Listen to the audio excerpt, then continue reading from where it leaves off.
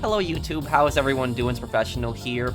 Welcome back to my playthrough of Ace Attorney Investigations. Let's continue where we left off, and something really suspicious is going on in this prison. We're gonna get to the bottom of this. Let's do it.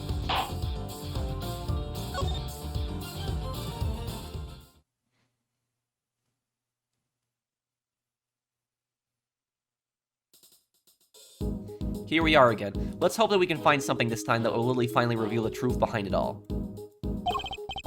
Although, that might be easier said than done. There's nothing left to investigate. Judge Gavel's deduction yesterday. There's another possibility, one you seem to have overlooked. The well in the yard. Could a body not have entered the tunnel from there? In summary, the body must have been thrown down the well and moved into the workshop. At some point during the show. Tell me, who else could have done that but Mr. Saint? Had Knight's body really been thrown down the well? The answer to that question will surely show us the way forward. But before we begin, I should tidy up my organizer a little. Unnecessary evidence has been removed. Remaining evidence has been rearranged. Okay, that'll make things a little easier. Let's see here. Huh, there's a cover on it. A dried up, wall slap bang in the middle of a prison. Figures to be locked. Well, luckily, I'm a master lockpicker. Want me to do my stuff? Think not. We'll do this investigation by the book. Come on, don't be such a stick in the mud. Whoa! What is it, Kay? The lock's broken, and from the looks of it, it's been broken for a long time. If that's the case, then anyone could have thrown Knight's body down the well. Judge Gavel's theory was that Mr. Saint carried out the murder here in the yard. And then, during the performance, he threw the body down the well. What are you thinking, Miles Edgeworth? Plausible or no? Oh, why don't we see if Missile can help us out again? He'll be able to tell us if Mr. Knight's body was here and which way it went. Good idea. I'll call Detective Gumshoe.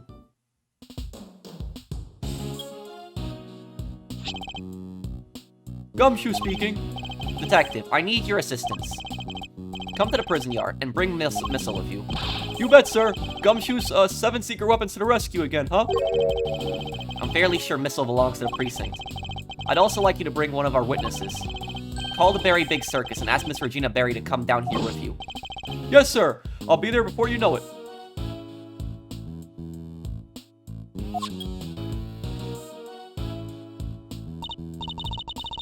So what shall we do while waiting for Gummy? How about a quick game of hide-and-go-seek? Fun idea, kiddo. But where exactly would we hide? He's not seriously considering it. Your game can wait, Kay. We need to call on one of, your more practical skills. I think you know the one. Oh, you bet I do. One crime scene recreation coming right up. Say what now? Let me show you. Introducing a great thief's great weapon. A secret weapon. Little thief.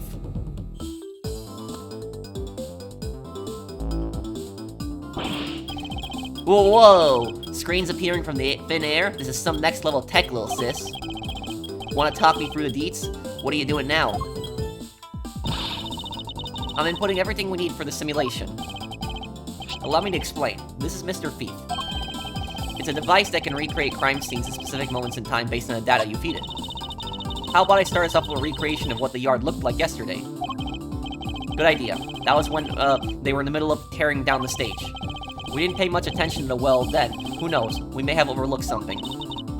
Leave it to me. I'll use the photo I took. Beepity-beep boop beep. That's all the data. Just gotta pump the projection power to max end. Dark skies of evening when no other bird dares take the wing. One alone remains all-seeing. Now witness the true power of a real modern-day Robin Hood. Yipes! What is this? It's a recreation of how things were yesterday, modeled on the data I gave Little Thief. This gadget was a tool used by the original Yatagarasu, but they used it to plan robberies. Well, there's no harm in using it for something on the right side of the law now. Oh, but keep in mind that it can only recreate what you tell it to. It can't simulate things it doesn't have data for, and if the data itself contains mistakes, then you'll wind up with those same mistakes in the recreation too. But this particular recreation is based on Kay's photo, so we shouldn't run into any problems. That's enough preamble. Shall we get started? Don't forget, you can examine stuff in the recreation, just like in real life. You can also present evidence to try to clear up any inconsistencies you find. course. Thank you for the reminder. Now, let's take a look at that well.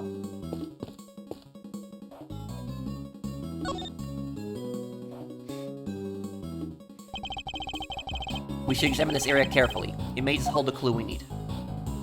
The lock, I want to look at this first. The well was behind the stage, which means there are many people who could have thrown Knight's body down it during the show. This is looking worse and worse for Mr. Saint.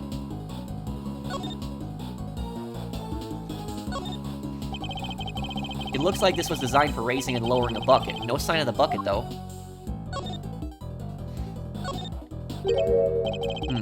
What are a bunch of pulleys doing here? They don't seem to be well pulleys, for lifting buckets. There's a sturdy-looking hemp rope lying on the ground. Kinda reminds me of the ropes we used for playing tug-of-war in school. The answer is no K. What? I didn't even say anything. Yet, I see it also has a metal stake attached to one end. Oh yeah, it looks like something you'd use to put up a tent. But there was no tent, was there? In which case, what was it used for? It's a metal weight of some kind. It looks like it weighs... The projection makes it a little tricky to read. Do you remember how heavy it was, Kay? Sure, it was 30 pounds. A single 30-pound metal weight was found by the well. Probably used to pull him down. What does anyone need such a heavy weight for, anyway? It doesn't seem related to the circus show at any rate. So what do you think all the stuff around the well was used for? Pulleys are rope and weight. What were they used for? I can't see any of the animals needing them for their part of the performance. Indeed, nothing immediately strikes me as a likely purpose. We'll have to ask Miss Berry later.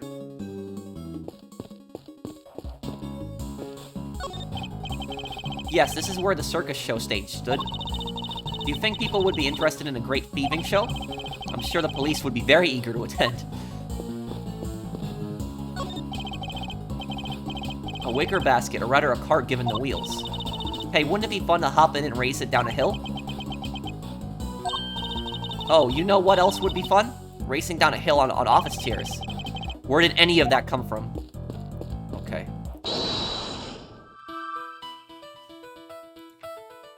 Pulleys, a rope, and a weight. What were they being used for? 30-pound weight. A single 30-pound metal weight was found by the well. These two are connected. No? There's no logical conclusion between those two things.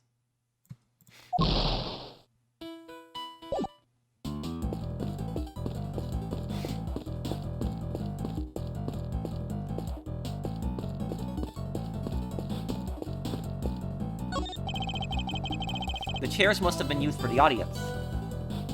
Sorry guys, a little my allergies when it gets hot. Wow, I pity whoever had to put them all away. Really, why? Ha, you've clearly never had to fold up a bunch of boring chairs before, huh? Not personally. I've told other people to do it, though. Come on, Mr. Edgeworth. You gotta roll up your sleeves and help out once in a while. I'll consider it.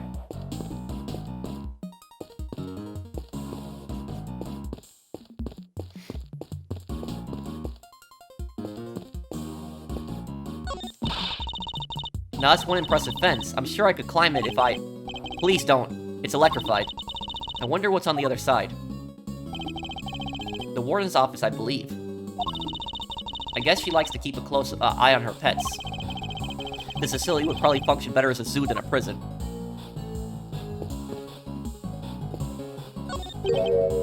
What was the name of our trunk happy friend again? Azia the Asian Elephant. Star of the show alongside Regent the Tiger and Saint. Of course! How could I forget? Not exactly inspired though, is it? Was Miss Berry having an off day when she came up with it? Oh my gosh, Mr. Edgeworth, not in front of the poor elephant herself. I suspect that's about all there is to find for now. Detective Gumshoe should be here soon. Okay, you can power down Mr. Thief now. Sure thing. Prepare to return to normality.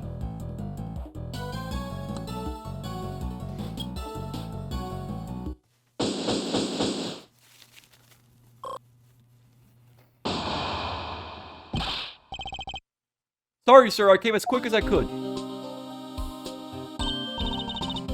Speak of the devil. Detective, that was indeed impressively quick. You know me, sir. Never did like to keep you waiting. Thanks for coming all this way too, Regina. No problem. This seemed way more fun than rehearsal, so I ditched them for the day. It's very much appreciated. Alright, Detective. Let's get started with Missile. Yes, sir. Hey, Missile, over here, boy. What's the matter? Come on, boy. Come on. What the? What's wrong with him? Looks like he's scared of something, sir. The elephant? What the? Eek, where'd the elephant? Oh, wait, no. The alligator, I mean. The elephant was the recreation, right. The alligator. Alligator! Guess he's not a fan, sir. Well, I doubt he'll be much help to us like this. Any other bright ideas, Miles Areno? Yes, actually. Miss Berry, would you mind lending us a hand? Oh, I'd love to. Just tell me what you need. It's the same theme from Turnabout Big Top that's playing. I remember her in the original game. Do you want me to teach Allie some tricks? I doubt she could do it, but nothing quite like that. I'd simply like an account of what the yard looked like during the show. I like where this is going. You're thinking of using Little Thief again, am I right? If you'd be so kind.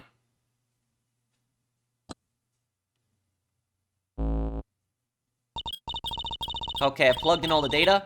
Firing up the simulation.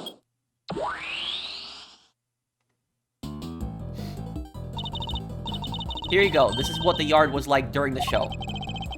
The time in which the body was purported to have been thrown down the well. Oh wow, this is so amazing. It's like magic. No magic here, just sweet data. Which is why, the area behind the stage is missing. Yeah, Regina said she wasn't involved in getting the stage shut up. So we don't have any data on what it was like back there. No data, no simulation, huh? Brutal. I'm so sorry, you guys. It's all because I let Simeon do everything by himself. Oh, no. It's all my frilly associate's fault. Objection, Fender. Anyway, we've got a fresh simulation now. We still have the other data, too. I can switch back whatever you want the recreation of them taking out the stage. So we can examine the scene both during and after the show. And switch between the two at will. I can switch between recreation by using triangle to talk with K. Now then, let's continue our investigation. Shall we?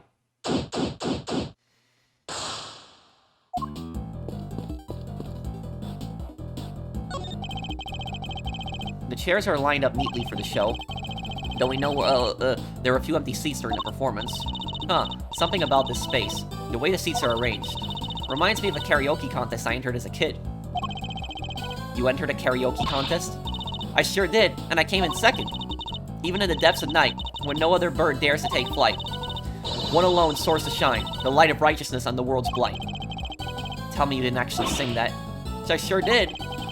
She did well to take the second place, or perhaps stole is more apt. Or is it more that she failed to steal first place? I'm overthinking this.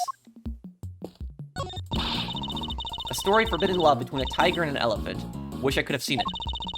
Wish I could have seen Simeon up there on that stage, too. Oh, he was wonderful. The way he flew off that stage. Ah, yes.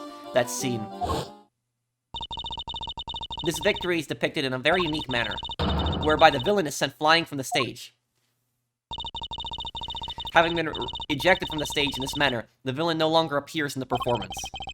And you're saying the crime took place during that time. Roughly how long would you say Mr. Saint was off stage for, Miss Berry? Let's see. I guess it was around 15 minutes. Yeah, that confirms it too, just as Judge Gavelle said. Isn't it pretty hairy, health and safety-wise, having an elephant fling a guy off the stage? Not at all. Azia's very gentle. I'm not sure it changes much if she flings him gently or roughly. Too gentle, in fact. When we first rehearsed it, she barely nudged him. But by the end, he was flying off that stage. Not because of Azia, though. Simeon had figured out some kind of trick, apparently. Isn't that amazing? A trick? Do you have any idea what kind of trick? Who, me? Oh no, it was Simeon's big thing. I wouldn't know where to start. A trick of some kind enabled Azia to send Simeon flying.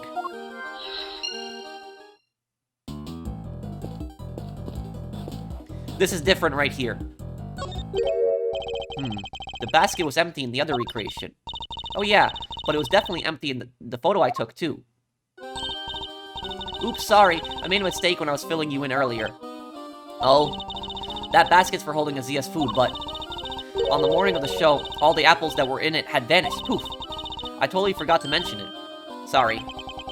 Disappearing apples. I should make a note of this. Food for Azia that was in the cart until the day before the show was gone by the next morning.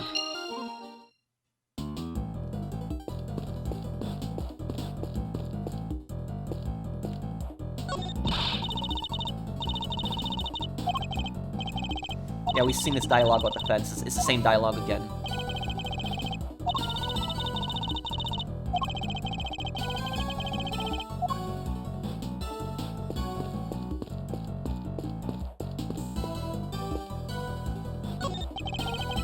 It would appear that we're missing some data for this point in time.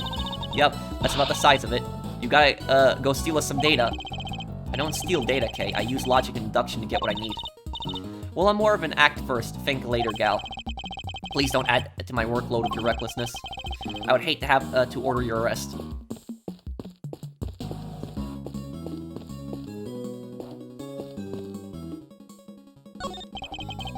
This pond is home to Warden Lagarde's beloved alligator. And look, those bones must be from her latest meal. I somehow doubt an alligator could pick a carcass clean like that. You think? I got the feeling she was rather ladylike in her own way, actually. If you say so. Well, I do. I kind of have a sixth sense for these things. An interesting talent, though. Not one I'm particularly envious of. The Great Thief's great secret weapon. Color me intrigued, Miles Areno. Not exactly by the book stuff, though, yeah? Using Great Thief's doodads in an official investigation. Whoa, enough with the death stares, Chief. I'm cool, okay? I can keep a secret. Anything for the truth. Am I right? It's possible that vital evidence has already been destroyed. Without Kay's reproduction of the scene, we have no hope of finding it. Hey, relax. Like I said, I'll just zip it and nod politely while you cats do your thing. Thank you. That would be very helpful.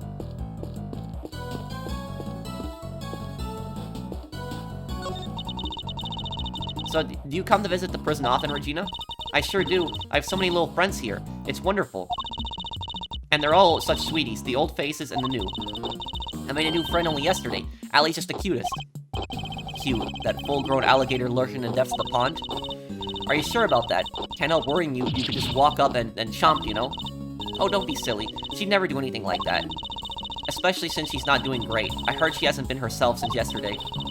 I'm so worried about her. You guys are worried too, right? She hasn't been like herself yesterday, right? Yeah, totally. Super worried, right, Mr. Edgeworth? Yes. Super. Don't rope me into this.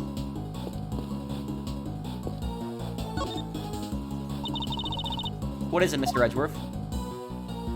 Switch recreations. Alright, you want me to change the recreation to yesterday's stage teardown. Here you go. This is how things looked when they were taken on the stage.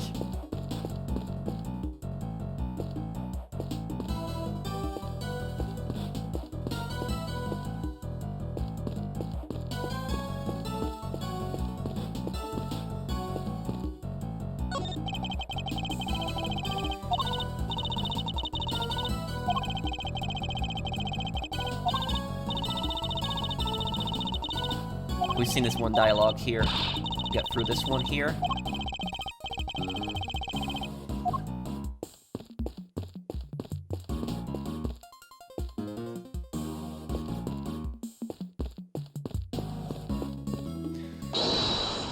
Okay.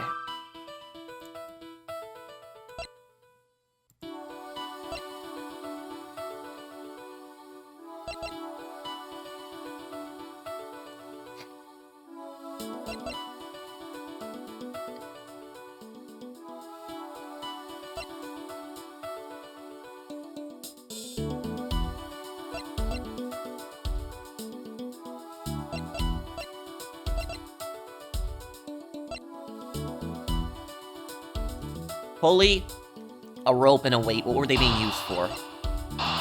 Mr. Saint's big moment. A trick of some kind enabled Azia the Saint send Saint flying. Are these connected? The pulley... Let me see. Yes, they are connected. The trick Mr. Saint performed for his big scene. Could it have something to do with all the items we found by the well?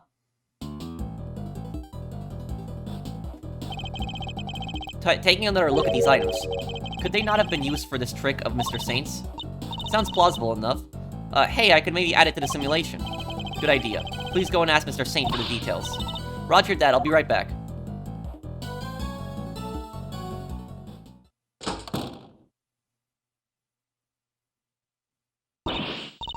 I'm back, and he told me exactly how he did it. Excellent. Well, how does it work?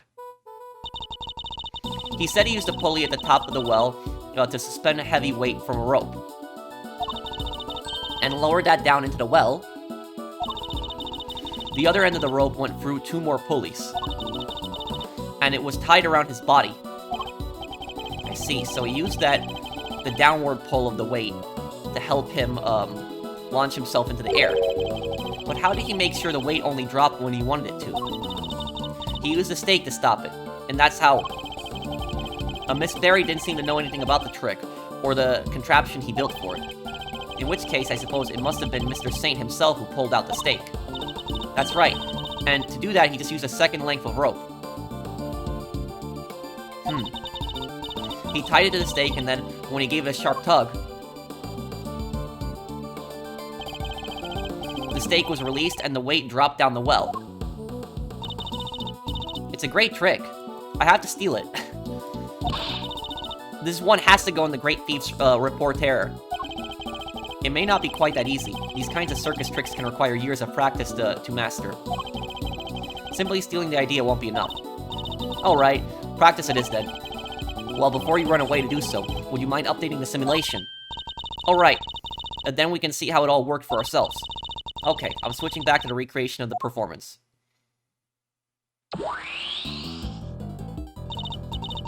Now, to add in the data. Little Thief should be able to reproduce the trick now.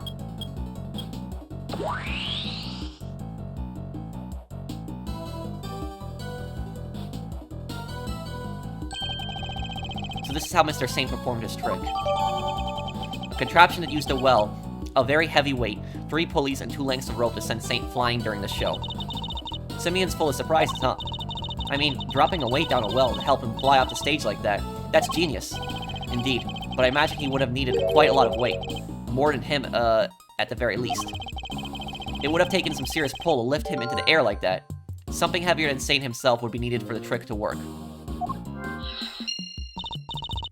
Yeah, and probably a ton of practice.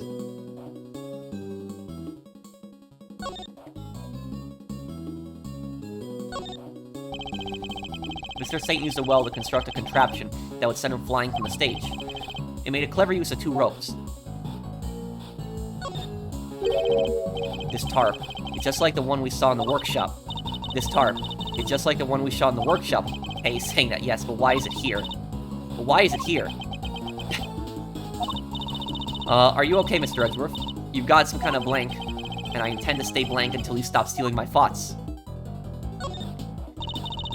That's one heavy weight. Kinda makes you think how much this must all be weighing on Simeon. It does. I'm not so sure I quite see it myself. Oh, too bad we don't have the real thing here. Otherwise, I'd hang it around your neck like a big old albatross. Then we'll see how you like it. You'd face some stiff resistance if you tried, I can promise you that. Pulley and a rope. I suppose the two do tend to go together. They sure do, like a great thief and her treasure. Can't have one without the other. Sorry, but the proper pairing in this case is a great thief and a set of handcuffs. Okay.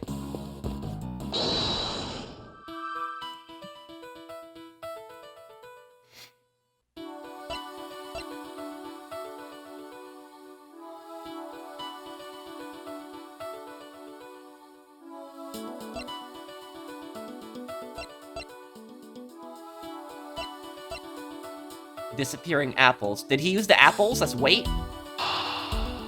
Food for Azia that was in the cart until the day before the show was gone by the next morning. Pulling force. Something heavier than Saint himself will be needed for the trick to work. Did he use the apples? No. Damn. That doesn't add up.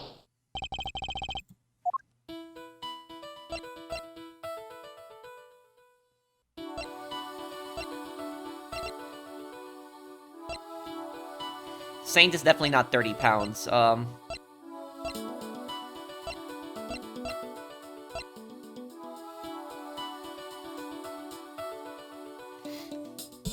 The elephant. Oh, this is gonna be a little hard here to figure this out now.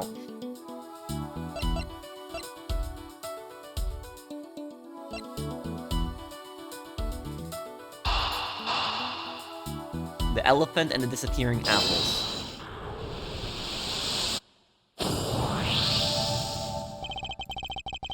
The apples in the basket were likely eaten by Azia. Really? That's strange. I made sure to put the cart where her trunk couldn't reach them. Are you sure about that? Oh yes, it was still full of apples the night before the show. Then we must consider the possibility that the cart was moved to somewhere within Azia's reach. A large basket full of apples couldn't have been moved by the wind, which likely means somebody moved it for a reason. The basket was moved by someone the night before the show. So before the show had even started, the cart had been moved and its apples eaten. Yes, that seems to be the most probable timeline. Let's update the recreation, Kay. Will do. I'll add that into the simulation of the performance then. Updating based on what Regina told us now.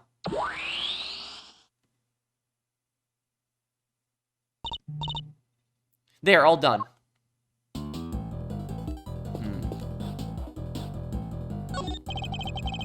Little wonder it smelled of animals was being used for the elephant. Hold Azia's apples, right? Yup, it was full of them the day before the show. So they vanished overnight. Oh, did you figure something out, Mr. Edgeworth? Quite possibly. Did he use the cart itself for the weight?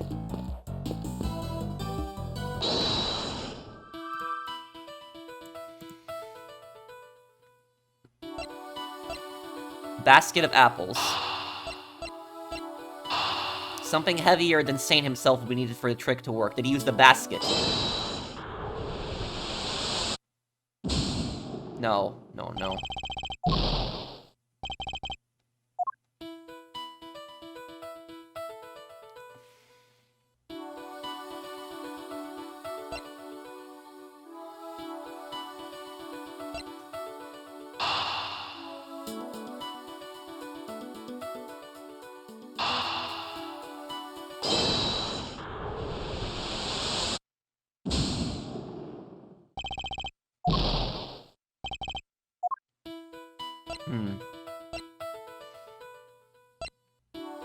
Something heavier than Saint himself will be needed for the trick to work.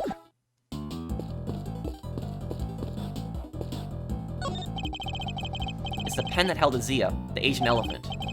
Now empty as the lady herself on stage. Wonder how they got her in here in the first place. What do you mean? Well, the entrance to the yard is people-sized. And there's like a gazillion megawatts pumping through the fence. Kind of risky, no? Not if one turned off the electricity. Yeah, but then all the prisoners would escape. Through an entrance blocked by an elephant. I think not. This is a real puzzler, alright? I need to give it some more thought. She seems to be enjoying the challenge. I'll leave her to it. This door appears to be locked. Want me to open it? Can't guarantee anything, but I'll certainly give it a try. No. If we deem it necessary, we'll simply ask for the key. Spoil sport. That could have been my chance to shine. You're free to shine somewhere else. But you'll not make an audience out of me.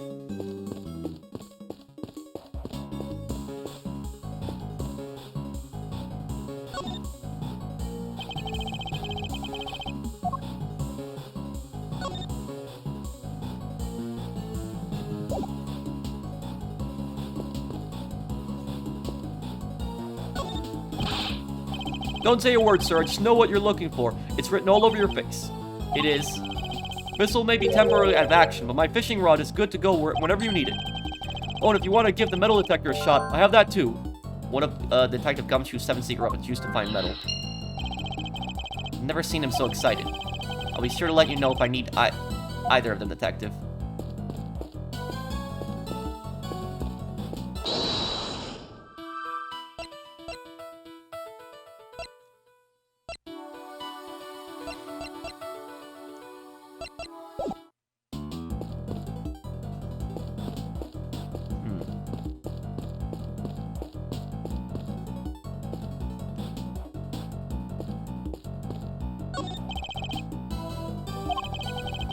It's as bad as it looks, sir. Poor little guy's scared out of his skin. I'd hope to have him track that scent again, but that clearly isn't in the cards now.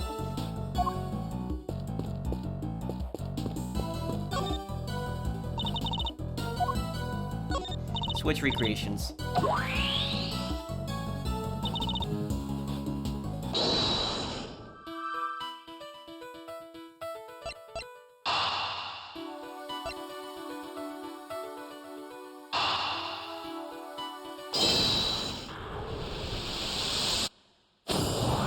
Oh, it's those two. Oh, man. The reason I didn't think it was that is because it was like a single 30-pound weight, and the the description there said something heavier than Mr. Saint would be needed, but he definitely doesn't weigh 30 pounds. So it's damn, I feel stupid now. Wait, doesn't this seem odd to you? Yeah, exactly. It was like a trick. No? You haven't noticed, Detective. There's something strange about the weight we found.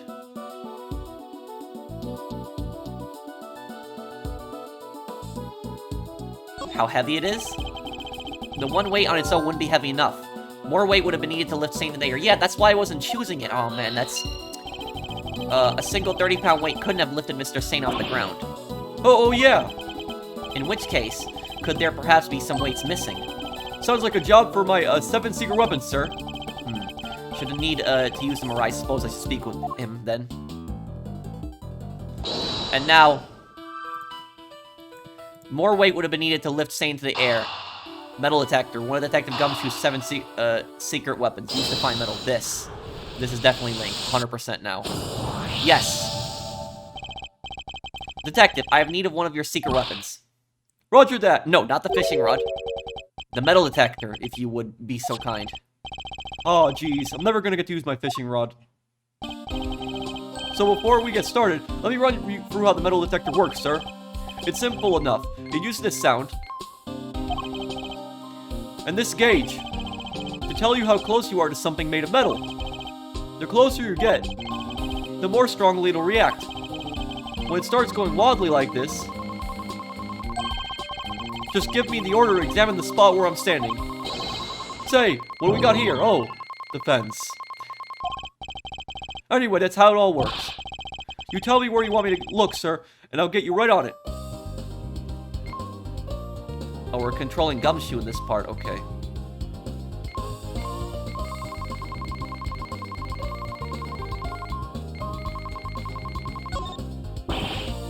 I found something. There's something here, sir. I don't see anything metallic. What did the detector pick up? Guess it must have just picked up some iron sand. Iron sand, as in sand you can pick up with a magnet? That's the stuff. You can find it at the beach sometimes. And I got just the thing we need right here. Introducing secret weapon number 6 or 7. Are you making this up along as you go? A seemingly ordinary magnet that I found at the hardware store. Watch this. I just bring it close to the ground and ta-da! It's picking out the iron. Ooh, hey. Come on, little guys. Come to Papa. It must be nice to be so easily entertained. Regardless, the investigation must continue. Alright, let's get back to it.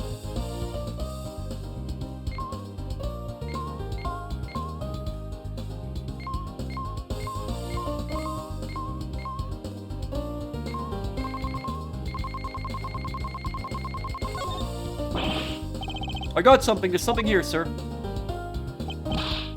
Oh! It's a gold coin, sir. What a find. It'll go down in history. I don't imagine a gold coin would stay hidden long in a prison yard.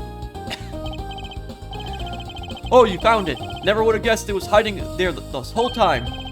That's one of the coins from the big coin hunt we hold once every 2 weeks. Hey, that sounds kind of interesting. Must be fun for the whole family. Sure is. The prisoners have to hunt for the coins that the warden buried around the yard. And if they find 3 silver coins or 1 gold coin, they can swap it for a jelly donut. First a show, now a treasure hunt. Is this a prison or a playground? Alright, let's get back to it. Okay.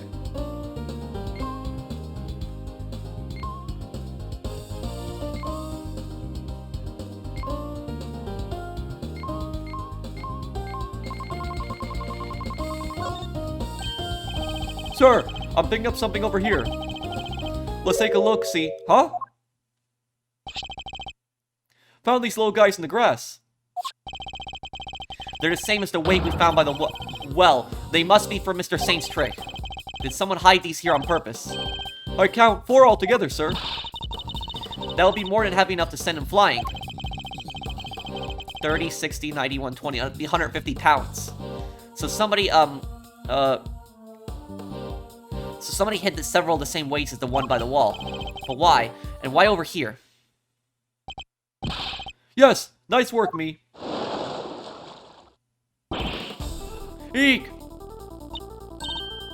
Alligator. That thing nearly gave me a heart attack. Huh? What's the matter, detective? It's the metal detector, sir. It's, reacting to the alligator. What? How? You sure it's not responding to the weight we just found? The alligator ate something. That's why the alligator hasn't been, herself. It's eaten something. No, sir. I'm sure there's something different. I'm sure it's something from the alligator. And she's gone.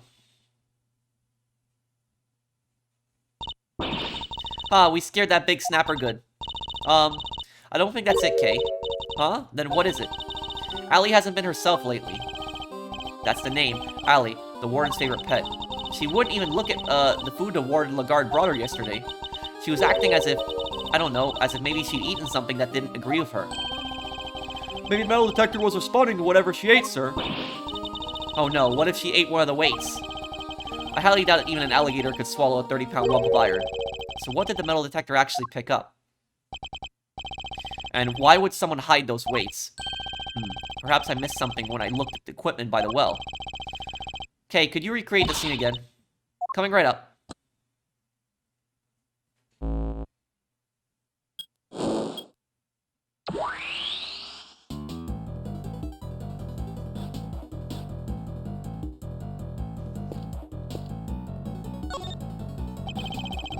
I must carry the scene and inspect anything that catches my attention.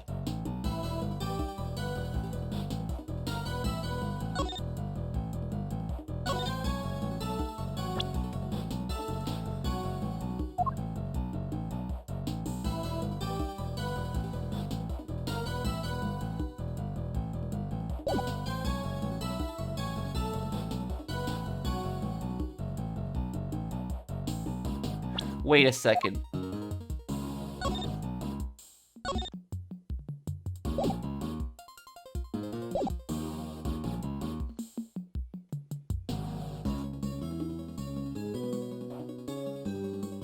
Did the alligator eat this when Mr. Saint pulled this out?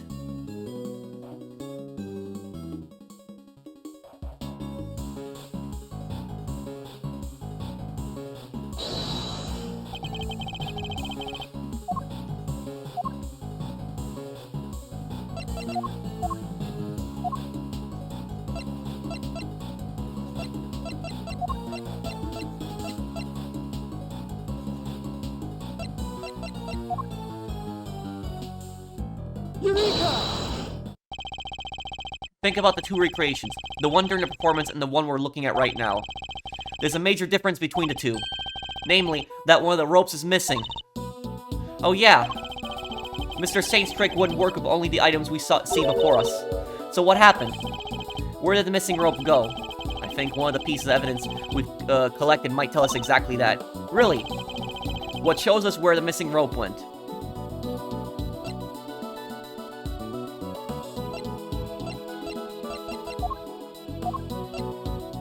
Discovered on top of Knight's body, this. Take that! This rope was found besides Knight's body. Wait, you mean... Yes, it must have been the other rope used in Mr. Saint's trick. So you're saying... Yes, that the rope did indeed have a weight attached to it. But it wasn't just any of the iron weights we found. Those were hidden in the bushes and replaced with something else. What was it, Mr. Edgeworth? Come on, I'm dying here. Think about what the rope we found in the workshop was related to. Do that and you'll soon figure out the answer. The weight dropped down the well in place of the iron weight was...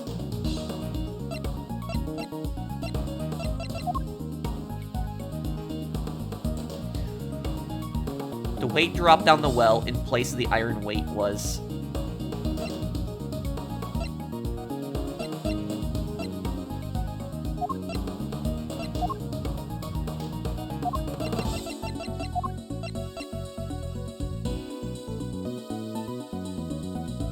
Mr. Knight's body?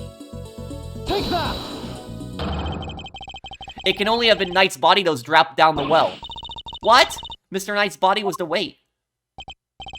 Yes, somebody first swapped out the weights used for Mr. Saint's trick. Then Mr. Saint used a contraption to make his exit from the stage. When he let the rope around his body loose, both the rope and Knight's body fell to the bottom of the well. That rope was never used to restrain Knight. It was used to suspend his body halfway down the well. From this, we can easily see why most of the weights were hidden. So then no one would realize they've been replaced with the body. Precisely. We can then further deduce that they were hidden by the killer. Whoa there, gang. Wasn't poor old Bronco stabbed in the neck? Wouldn't there be blood everywhere, including down the well? Oh, the killer thought of that, which is why they used this. What did the killer use to stop Knight's blood from going everywhere? The bloody tarp. Yeah, this. Take that! The tarp was found with the body. I think it's likely that Knight's corpse was wrapped in it. Oh, another piece of the puzzle falls into place. It's all coming together now. Love it.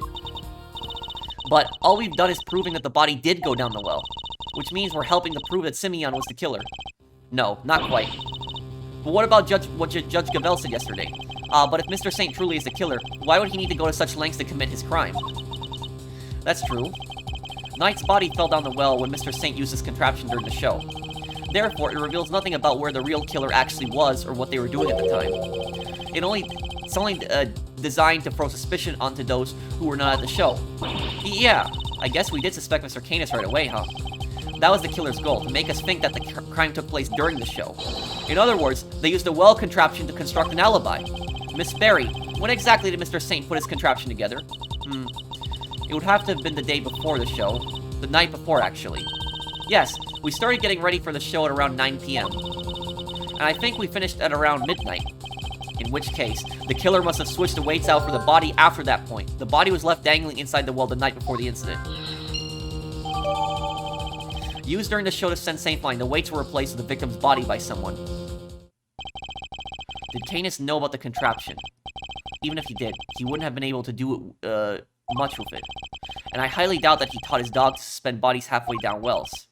Which means, Canis isn't the killer.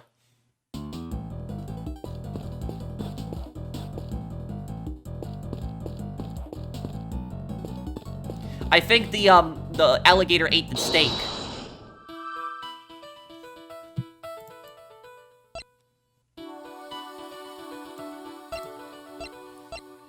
Body used as weight. The body was left dangling inside the well the night before the incident. Basket of apples. The basket was moved by someone the night before the show. Was the body in it?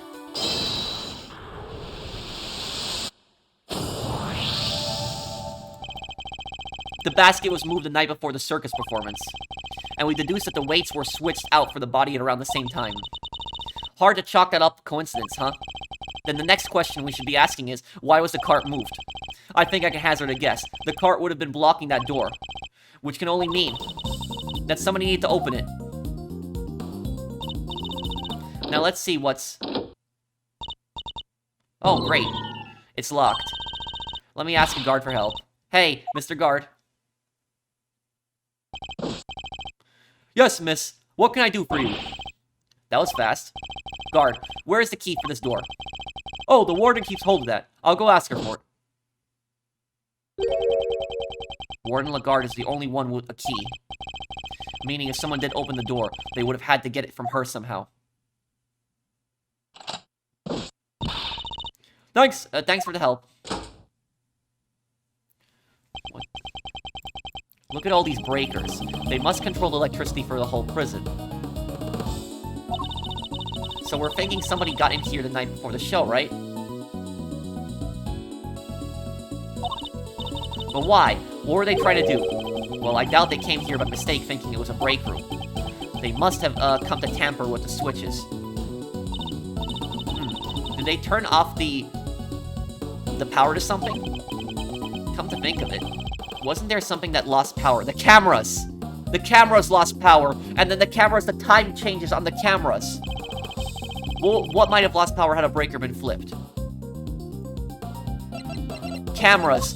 Because the camera, the time resets on the camera when the power goes out. It was a way to change when he was killed. Security camera footage. The timestamps is off due to a 3-hour gap in the footage. It's recorded around 9 a.m. The security camera footage. Take This. that! There was a 3-hour gap in the security camera footage. Oh yeah, there was. So somebody flipped the breaker it was connected to. It seems very likely. Do you think it was the killer?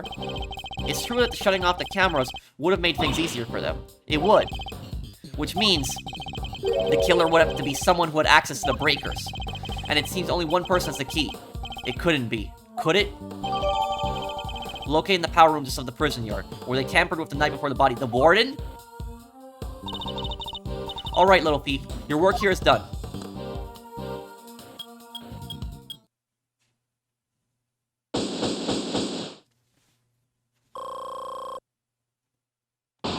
It was the warden.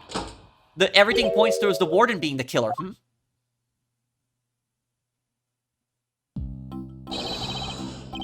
First on the case, the early bird wins the worm. Good morning, Mr. Winner. What? You? How'd you get here before me? Good morning, Mr. Edgeworth. I see you made an early start. And I see you've made a late one, Judge Gavel. This is not my only case. I'm a very busy woman. Not all of us enjoy the freedom of a prosecutor relieved of his only current responsibility. Oh, I do apologize. I meant, of course, an associate attorney. Associate, more like asinine. We'll see about that. Eustace, let us begin the investigation of the yard. Okay, I'll go get some officers to help. Hold it! That won't be necessary. Why not? We've already finished investigating the yard, and won quite the prize in the process. Won? But I'm supposed to be the winner. Your Honor, I'd like to revisit your theory from yesterday, in order to thoroughly disprove it. Oh, this is gonna be good. I would caution you to choose your words carefully, Mr. Edgeworth. As I'm sure you remember, your badge is in my hands. How could I forget? You've told me several dozen times already. Perhaps you care to try a different threat. You have been warned repeatedly, yes, and each time my words seem to have fallen on deaf ears. Allow me to make this crystal clear. The committee cannot and will not tolerate insubordination. The fate of my badge and the whims of the committee are of no concern to me now. The only thing that concerns me is proving Simeon Saint's innocent. Interesting, and spoken like a true defense attorney. In that case, I shall be equally uncompromising. In the name of the good goddess of justice. I will strike down your case without mercy. And when I am done, your career as a prosecutor will be over as well. I hope you do not come to regret this. Judge Gavel's theory. My theory remains the same as when I related it to you yesterday. Mr. Carceretto did not see Mr. Knight's body when he passed through the tunnel. As such, the body could only have been dropped down the well during the show. We both know the only one who could have dropped the body down there during the show is Mr. Saint. That's still your assertion, and you can prove it, of course. Of course she can. Who do you think you're up against? What Eustace means to say is that we received the final autopsy report just ahead of our arrival. She really is a very busy woman, busy looking after baby Winter. The victim appears to have died the night before the body was discovered. In other words, the night before the show. The cause of death is as stated. It seems the wound is 4 inches deep. Estimated time of death is between 3 a.m. and 6 a.m. on the 27th. Instant death from a stab wound to the neck. Simeon Saint was off stage for a period of 15 minutes. That was plenty of time for him to throw the victim's body on the well. Judge Gavel hasn't investigated the yard yet, which means... I fear there may be something of a flaw with your theory, Your Honor. You seem very confident of that. But do you have any evidence to prove it? Yes, I think I just might. Judge Gavel's theory. My theory remains the same as when I related it to you yesterday. Hold it! That theory being that Mr. Saint was the killer. You're certainly clinging to it rather stubbornly.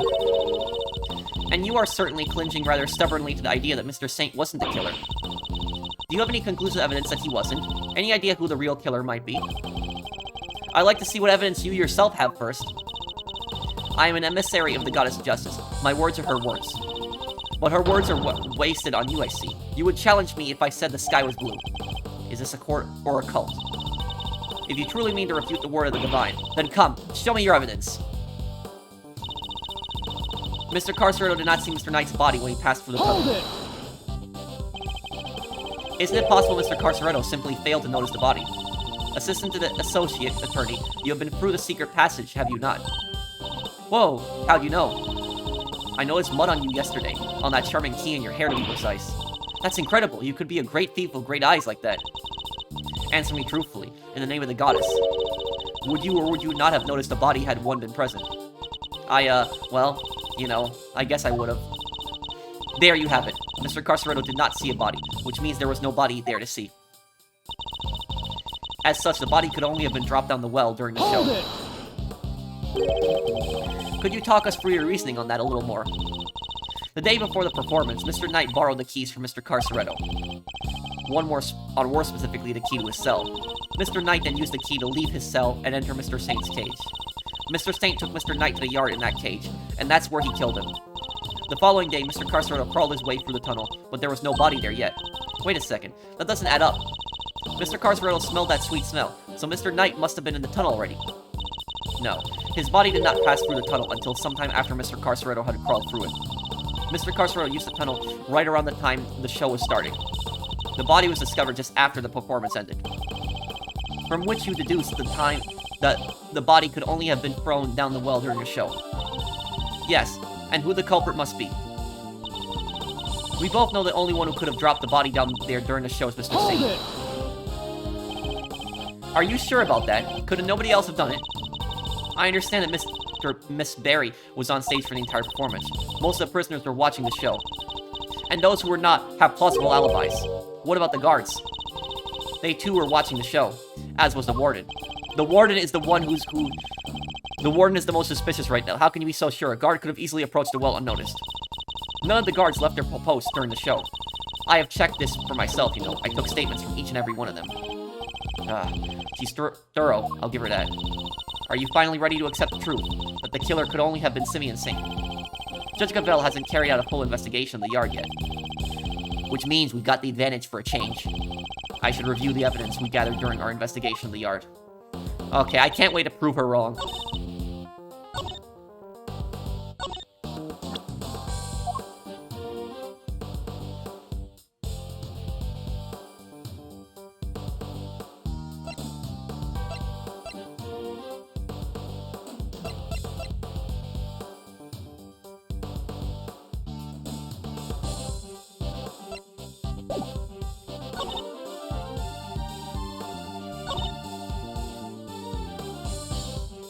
Mr. Carceredo did not see Mr. Knight's body when he passed through the tunnel, because the body was hanging in the well. Objection! Would you mind taking a look at this, Judge Gavelle? Oh, that's wrong. But he shouldn't have seen it because the body was hanging in the well.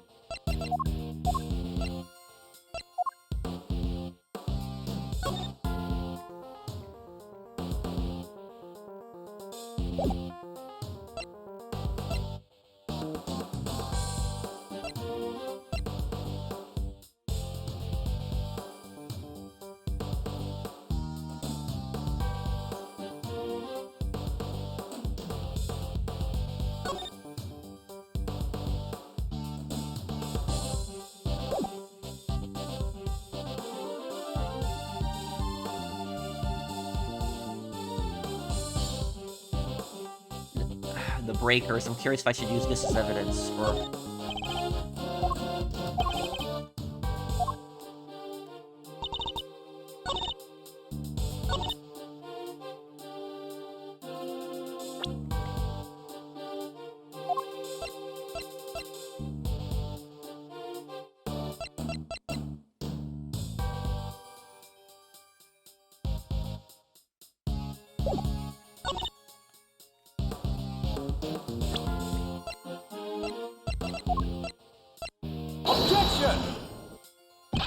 No.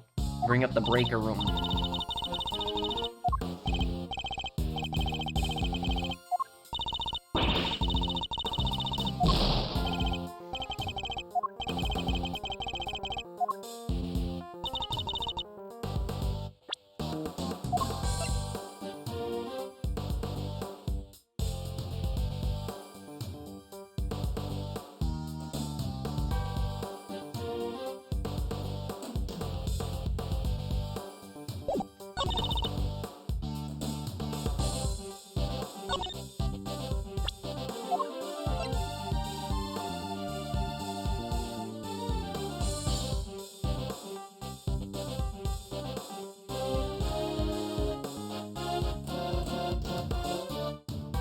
Objection!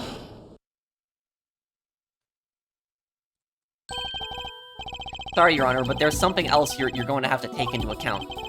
The well in the yard was rigged up to create a certain unique contraption. A contraption? Go on. You will recall Mr. Saint was sent flying from the stage by the elephant. I do, just before he was to be absent for some time. He was only able to fly through the air thanks to a weighted rope he tied around himself. Dropping the weighted end down the well allowed him to complete the trick. Objection! Wait, wouldn't that send him flying as soon as he set foot on the Hold stage? it! It's simple, really. He kept the weight from falling by using a stake to keep the rope in place. With a second rope, he was able to pull the stake free, thereby controlling when the weight was dropped. We have found evidence to suggest that the original weight was replaced with Knight's body. This was done by the real killer, in order to create an alibi. The estimated time of death tells us that the murder took place early in the morning. The killer could have tampered with the contraption in the time between the murder and the show. Objection! You're saying Mr. Saint himself set this contraption up, right? Well then, who do you think is number one, most likely person to have used it to dispose of a body, Even you must see how this looks. Objection! If Mr. Saint was the killer, he could have simply done as Jessica Vell theorized, without these extra steps. Miss Berry. Yes? Does anyone else know how Mr. Saint's trick works? Well, let's see. We had to get the prison's approval on what we were going to perform. So I don't think Simeon's the only one who knows. And there you have it. Interesting. You have certainly been diligent in your investigation. And yet, I fail to comprehend your actions still. Why do you not work to do what is right? Is what I'm doing wrong? If so, who is it that deems so? How can you not grasp even that? How can you not see what you are doing wrong at this very moment? You are a prosecutor, and yet you aid the defense. This flies in the face of common sense. You are breaking every rule in the book. I think only of what is right and just, and act as I see fit in each situation I am confronted with. This is the path I have chosen, and whether you can comprehend that choice is immaterial. But if you mean to stand in my way, I will fight back with all I can bring to bear. Perhaps the goddess justice is testing me. Very well. If it is her that we must fight, then I shall end this, once and for all. Listen well, Mr. Edgeworth, for there is another reason why only Mr. Saint can be the killer. Oh, this is gonna be good. I want to hear this. Why Saint is the suspect. If the body was moved from the yard to the workshop, then Mr. Knight must have first been brought here to the yard from his cell. The only person who had that opportunity to do that is Simeon Saint, and thus he remains the only plausible suspect. Mr. Saint took a cage with him to Mr. Knight's cell. But why would he do that? Why take such an unwieldy object all the way to the holding cells? Yeah, it is pretty sus. Oh, she said sus. But we've all met Mr. Saint. That's exactly the kind of thing he would do. It's entirely plausible he took the cage with him out of absent-mindedness and nothing else. It may be plausible, but it's no more or less plausible than him having helped Mr. Knight escape. I need some real solid evidence if I'm going to get her to budge. Why Saint is the suspect. If the body was moved from the yard to the workshop, you seem to think that Mr. Knight was killed here in this yard. When do you think he was brought here? Sometime between midnight and 8 a.m. and the day of the show. It can only have been during that time. In other words, between the end of rehearsal and the start of the performance. As I was saying, the body was moved from the yard to the workshop. Then Mr. Knight must have first been brought here to the yard from his cell. Hold it! Was there really no other way he could have come here? Mr. Knight was awaiting trial. If he, a random non-inmate, had openly entered the prison proper, he surely would have been noticed. And presumably, none of your witnesses have testified to having such a thing. Precisely. Praise be to the goddess of justice for granting you this insight. So, as you will agree, it can only have been, be that Mr. Knight was brought over here in secret. The only person with the opportunity to do that is Simeon Saint. You're certain nobody else had the opportunity. Need I remind you that we are in a prison. The entire facility is monitored at all times. Anything out of the ordinary would have been spotted. But Mr. Saint was under that same scrutiny, was he not? The warden had granted the members of the circus troupe special access. As a member of that troupe, under the supervision of Miss Berry, he is the only person who is free to wander where he will. It seems you've forgotten something, Your Honor. Forget is not a word in my vocabulary, Mr. Edgeworth. Very well, then recall this fact, if you will. You claim that Mr. Saint is the only person who was free to walk around the prison. But there was a brief period of time on the day of the crime in this prison. At a time when it would have been possible for anyone to move through the prison entirely unmonitored. What do I have that shows there was a period on the day of the crime when there was oversight was limited? This timestamp is off due to a 3-hour gap in the footage. This was actually recorded around 9 a.m. It's this or the breaker room. Mr. Saint is far from the only one who had the opportunity. Which opportunity are we talking about again? We previously established the time code on the security footage was off by 3 hours. And from this, we can deduce that there must have been a power outage lasting for that length of time, during which anyone could have moved around the prison undetected. Do you mean to say that our killer intentionally created this 3-hour gap? That it was no simple camera malfunction? Is that even possible? It was completely possible to create a 3-hour gap using this. The breaker room. Located in the power room just off the prison yard, where they tampered with the night before the body was found. It's the warden. The warden is the killer. Our investigation of the yard turned up something rather interesting. A panel of breakers, one which can be used to cut the power to the security cameras. We also learned that the door to the power room may have been open around the time of the murder. What? Such a shame to see one so capable fall so short of the mark.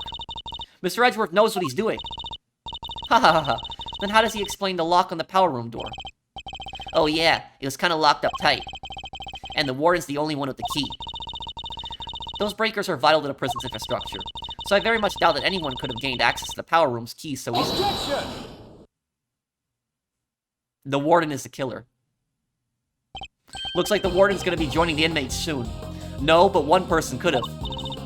I beg your pardon. That person, the killer, had easy access to it, in fact. And what's more, their position here is such that nobody would dare question them. What? There's no one like that. Yes, there is. The warden is the killer. The breaker to the electric fence is in there. They would be questioned in an instant.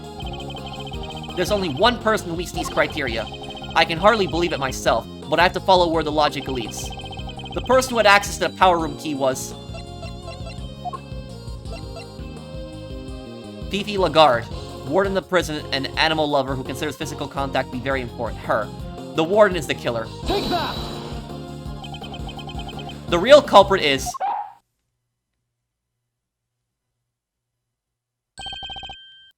Warden Lagarde. Oh, just look at you. Aren't you the cutest little poochie woo? He's not just a pretty face. Missile also has quite a nose for sweet things. It seems he's smelling something very sweet indeed, and it's coming from you. Oh, darling, you're making me blush. I'm not even wearing perfume. Then perhaps it is a sweet stench of death. You're a regular poet, aren't you? I had no idea. But if I didn't know better, I'd almost think you were calling me the killer. That is precisely what I'm calling you. Well, what? Warden Lagarde is the killer? Mr. Edgeworth, do you realize what you're saying? Oh ho ho, such a naughty boy. How could he suspect, I'm the one in charge right now, she's the killer. It's like we're in a murder mystery, aren't we? And equally far-fetched, this is preposterous. Sadly, it is not, although I can hardly believe it myself. But this is where the evidence points, and we must trust in the evidence. This piece of evidence proves that Warden Lagarde is the killer.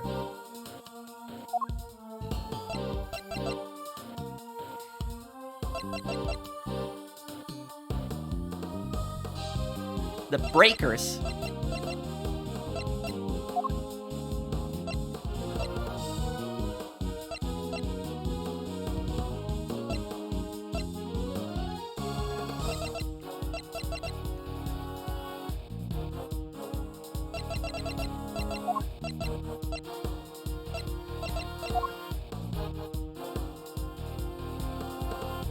Take that! The breakers. Oh wait, no, it's the sweet scent. That's your damning evidence? It has nothing to do with me whatsoever. It's the sweet scent. The sweet scent. Missile smelled something on Warden just now. Whatever it was could be the key to this case. It's her scent. It's the perfume that she's wearing. It's Knight's body had it. Okay, I know what it is. It's this. A sweet scent can be found. Yeah. Take that! Your scent betrays you, Warden. And here's your accuser. The police dog. We had him track a sweet scent that was lingering around Knight's body back when it was first found. He now appears to be smelling that same scent, and it's coming from you. Oh, darling. You're priceless, really you are. Your evidence is a whiff of suspicion. Verity, dear, do put him in his place. It seems Judge Gavel may have reached a similar conclusion to myself. Yup. You believe this to be no mere coincidence, Mr. Edgeworth. I do. After all, she had the key, and the scent found lingering on the body is hers as well. Were it just one or the other, we might be able to brush it off as coincidence, however. Indeed. Then it seems a conclusion approaches. Perhaps we should hear what the Warden has to say for herself. We should. And when we have, this case will finally be at an end. You're all being simply awful. Stop looking at me like that. Me the killer? How could I possibly do such a thing?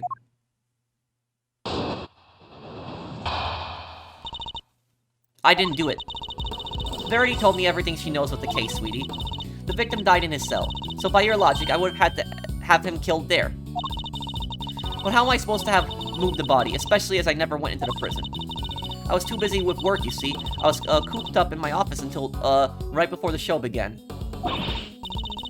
Check if you like. You won't find a record anywhere of me having entered or left the prison proper. I haven't the first idea what harebrained theories you little scamps have cooked up, but I'm innocent. There's simply no way I could be the killer. Give me a break. Missile doesn't lie. Don't make it hard on everyone. Just come clean. Oh dear. I'm afraid you are the one making things difficult. As I just said, I never went to the prison. If you think I'm lying, go and check the records. She clearly wants us to check those records, which means they won't help us. We'll just have to find another way of getting the truth out of her. Please, Mr. Edgeworth, stop being a big silly. You've made a boo-boo, and you know it. No, there's no boo-boos here. Looks like she's gonna be in the prison soon herself.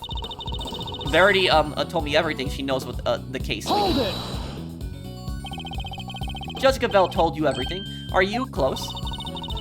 Thick as thieves, darling. Why do you ask? Are you jealous? Jealous? What? I had to ask Warden Lagarde for a lot of information on the day of our investigation. It seems only, right I share some information in return. Oh, Verity, do you have to make it sound so awfully dry? I thought we had a lovely chat. Ha ha ha ha. I simply shared the truth in our conversation. It was the least I could do. I'm not sure what's going on with these two. They're terrifyingly, formidable together. The victim died in his cell, so by your logic, I would have had to have him killed there. Hold it! The murder took place in his cell. You seem very happy to accept that. And why shouldn't I be? It seems the most likely place for it to have happened without drawing attention. And besides, they found Knight's blood in his cell. Yes, but that was from being struck by Mr. Carceretto. Though I needn't tell her that, I suppose. I take it there's also been no testimony to the contrary. What does it matter? Knight's being killed in his cell doesn't go against any of the facts anyway. But how am I supposed to have moved the body, especially as I never went into the prison? Hold it!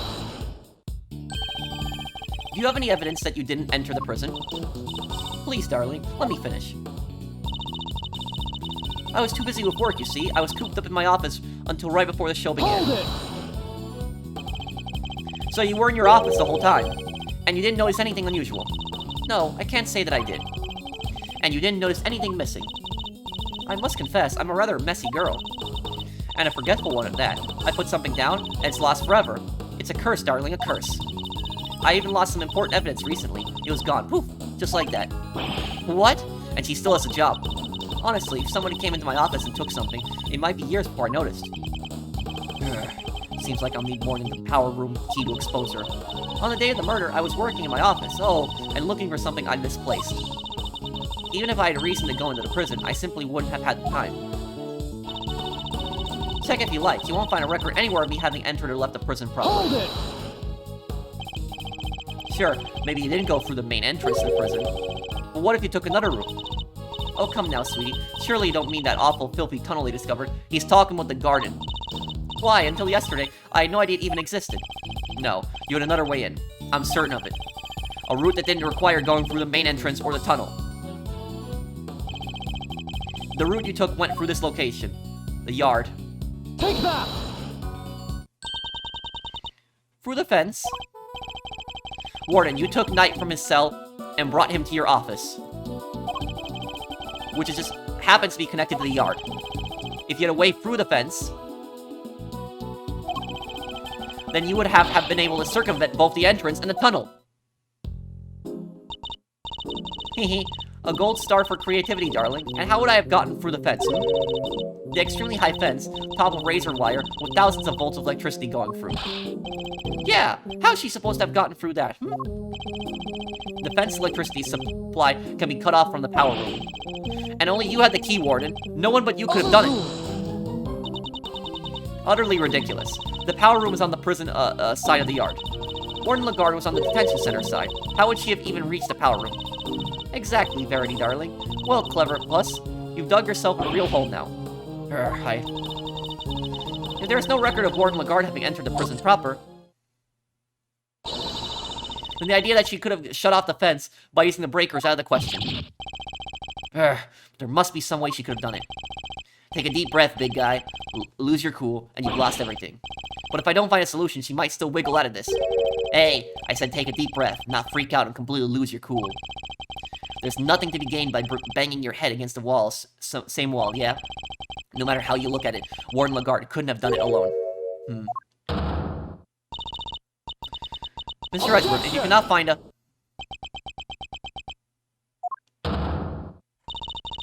You aren't doing yourself any favors by obstructing justice for your silence.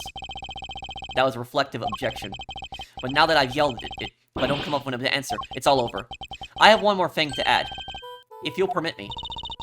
Something that explains how the warden could have shut off the breaker from the wrong side of the fence. Yes, because it's not as impossible as it seems. What enabled her to shut off the breaker?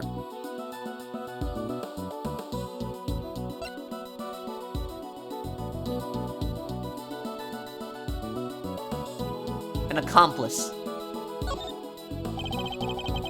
She couldn't have done it alone. But what if she wasn't alone?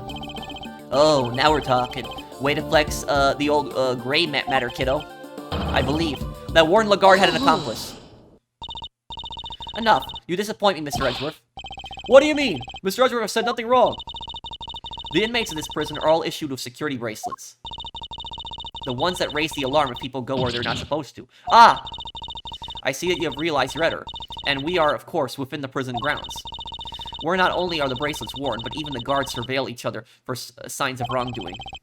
Despite all that, no one noticed Mr. Carceretto's escape. The only ones who are free to roam... Is it Sowet? Is Sowet the accomplice because his bracelet was broken? And the animals are the only ones who are wandering, and they most certainly could not have operated the breaker. No. So our accomplice must be human. And who did it, given that it could not have been a prisoner or a guard? I wouldn't be so quick to rule out either, Your Honor. The fact is, there is one person, someone whose movements weren't restricted. And I have just the evidence to show who that free-roaming person was.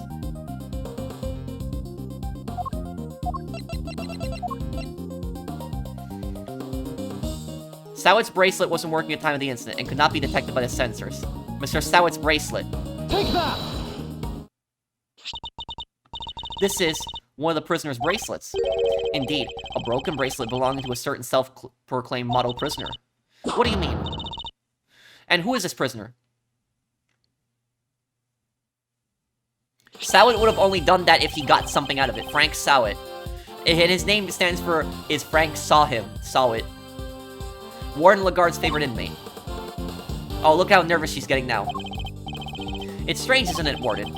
and he was able to keep his broken bracelet hidden and wander freely around the prison all the while. That is pretty funky, and I don't mean in a good way. Oh, what she got to say for herself now? It couldn't be the case that he was permitted some sort of special leeway, could it? Although, you are in the habit of giving such leeway to certain others. Body harm Canis, for example. Mr. Edgeworth, that's pure speculation.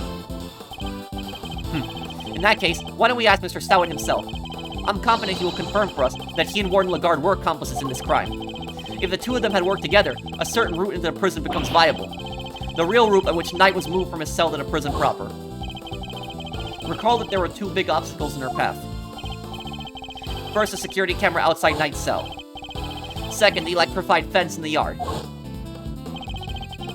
But she was able to remove both obstacles in one fell swoop, by having Mr. Stout shut off the corresponding breakers. Alright, Mr. Edgeworth, you've had your fun. And? Do you still deny it, Warden Lagarde? No, darling, you've got me. I admit it. Warden? Tell me this isn't true. Sorry, Verity, Ani. I'm afraid it is. Frankie helped me do it. No way! You did it, Mr. Edgeworth. You got her. Nice shooting, cowboy. She won't be wriggling out of this now. As Mr. Edgeworth said, I had Frankie switch off the breaker. But we didn't kill Knight, did we? No, sweetums. No, we didn't. What? Warden, explain yourself. Oh, Verity, dear. I doubt your precious goddess will want to hear my excuses now. She is all merciful. You have, but to confess, and you shall be saved. Oh gosh, alright. I was being threatened. I had no choice, but to do as he said. Who? Who's he? Body harm, Canis, that awful assassin. Canis. How long has it been since that awful man came in here to my beautiful prison? I'll never forget the day he arrived.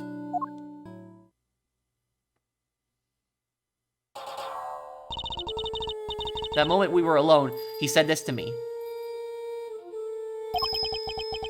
You should know that I have other dogs. Dogs not confined to this fine institution. Oh, others? Yes, very loyal dogs. Dogs who will do anything I ask of them. Of course, he wasn't talking about real dogs. He was talking about his very human cronies. And then he said one last thing. I would recommend that you take care in how you treat me during my stay here. I wouldn't want to have to set my dogs on you or your precious family. I had no choice. A warden who lets herself be threatened by an inmate. This would not fly, though. This would not fly as an excuse. This would not work in a court. I gave him that cell. I gave him everything he asked for. Everything. Wait, is that how he became the fixer? Yes, darling. I obeyed his every command, and smuggled in for him all that he wanted. Eventually, I brought dear sweet Frankie into our little conspiracy.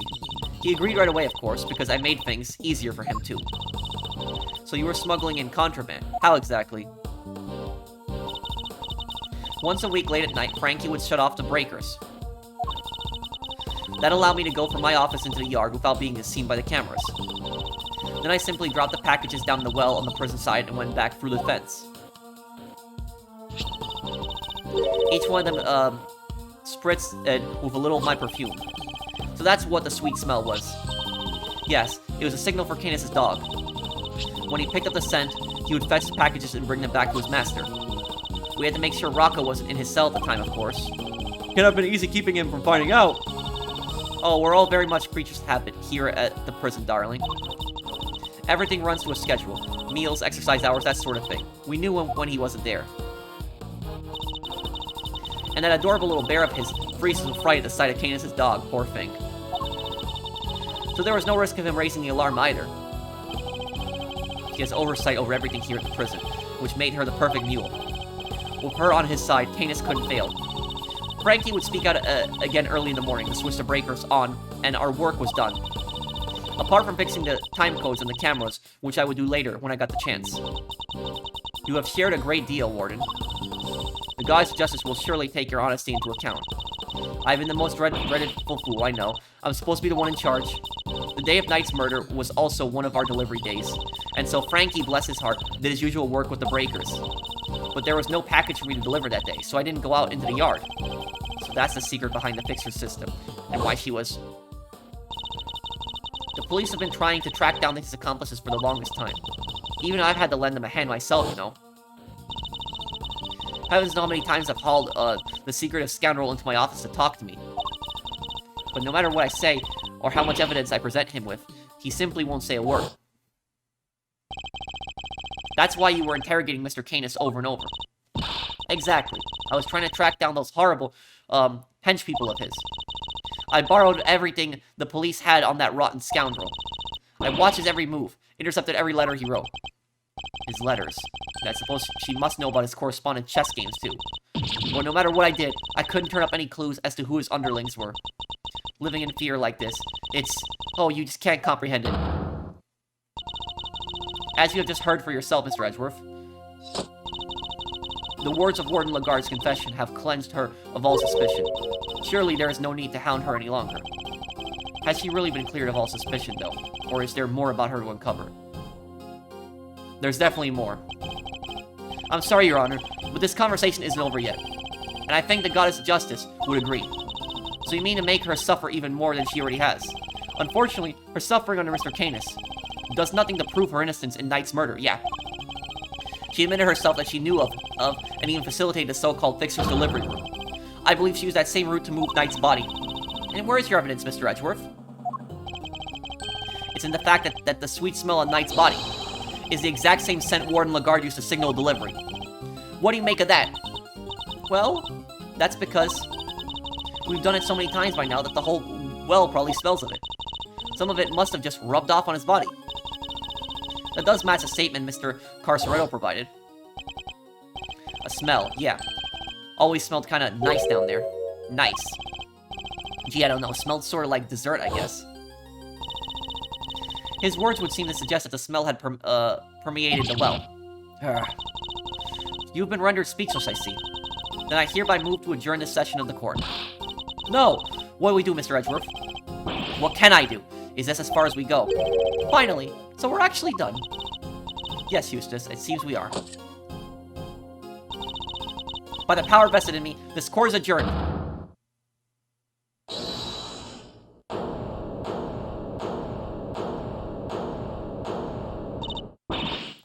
Who was that? Oh, it's Fender. Come on, Judge. Gee, things were getting good. Fender, are you objecting to my adjourning this session? No. Who would have shouted objection? Would have shouted objection if I wanted to do that. You do, UG. Adjourn, don't adjourn, whatever floats your boat. What are you doing, Mr. Fender? Don't worry about what I'm doing. Let's all just take a chill pill, shall we? But by which, I mean a square of chocolatey goodness. Anyone? Are you trying to get yourself charged with contempt of court? No, my bad. I just had a quick request to make it all. As Simeon Saint's lawyer, that is. Ah, yes. I'd forgotten that you were his real attorney, Mr. Fender. How could you? You're killing me here. Can you blame us? You've been making Mr. Edgeworth do everything this whole time. Right you are, which is why I figure it's time to put in some work. Work, you say? Somehow, I don't believe you've worked a day in your life. Let's say this is me doing some prep work for the upcoming trial. Mind if I question the witness? Now, amusing, but what is there left to ask? I've got a feeling in my funny bone that the thieves here has something more to tell us with the killer. Do I? Yes, indeed. See? As a major player on Team Simeon, I can spot a sympathizer when I see one. And you don't think he did it, do you? So tell us, who did? Come on, spill the beans. We're all ears.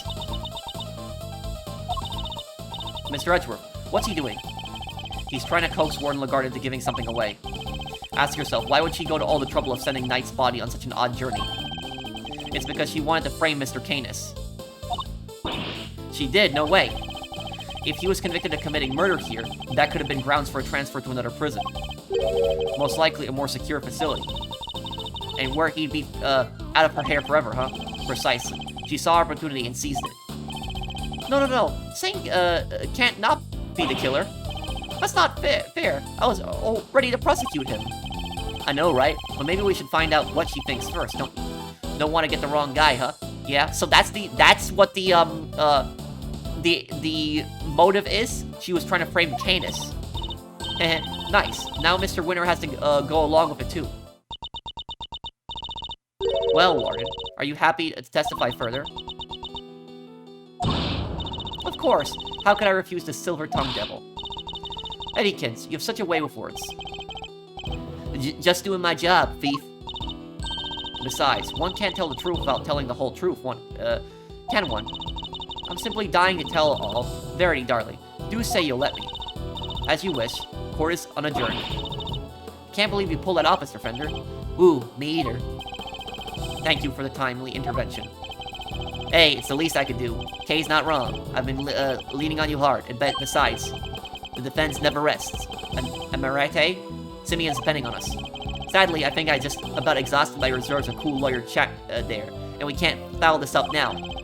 Which means you're up to bat, Miles, McSmiles. Show him that never rest spirit. I shall. Fabulous. Let's get started.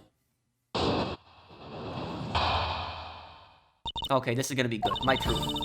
I really don't think anyone could have done it, but that dreadful man Canis. There's no telling what went on between him and the victim. Perhaps he simply took a disliking to him. He's certainly the type. But whatever the sort of details, it was him. He stabbed that poor man to death. And then he had his dog dispose of the body. That simply has to be what happened.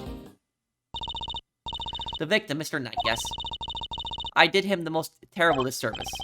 Yes, you killed him. I suppose you could put it that way. If I weren't just a sorry excuse for a warden, this would have never happened. And that's why I have to clean up this terrible mess. Warden Lagarde. As ever, your honesty is truly to your credit. Oh yeah, sure. I'm certain Mr. Knight is looking down and weeping tears of gratitude. You clearly never met Mr. Knight. My truth. I really don't think anyone could have done it but that dreadful man Canis. Hold it! You seem very confident in your assertion. Why is that? Because all the other children in my little home are absolute sweethearts. They have faith in themselves and in one another. They have faith in the guards, in me. And they work hard every day to better themselves. None of them would dare to commit murder. That's a very touching response indeed, and I don't believe a word of it. But Canis, he's rotten in a core. He's the only one who would do something like that. There's no telling what went on between him and the victim. Hold it! Knight was being kept in a holding cell, while Mr. Canis was in the prison proper. What could possibly have happened between them when they were at opposite ends of the facility? Prisons aren't as big as they seem, you know. All kinds of awful things can happen. But Knight only arrived 2 days before he was murdered. I can't imagine anything significant happening in that short space of time. Then you don't know Canis, my dear. He'd find a way, I'm sure of it. Perhaps he simply took a disliking to him. He's certainly the type. Hold it! How could he take a disliking to somebody all the way over in the holding cells? Oh, I'm just plucking possibilities out of the air, darling. As I said, there's no telling what really went on between them. You're so awfully serious, aren't you? Not that I mind, of course. Why is she looking at me like that? So noble, so dashing in that marvelous suit, so clever. I can feel myself becoming your biggest fan, darling. I really can. Stay with me, Mr. Edgeworth. I wasn't prepared for that mental onslaught. But whatever the sort of details, it was him. He stabbed that poor man to death. Hold it! What more can you tell us about those sort of details? Well, we all know what Canis once did for a living. I doubt the killing part gave him much trouble, especially as the victim was already injured. His neck, I think.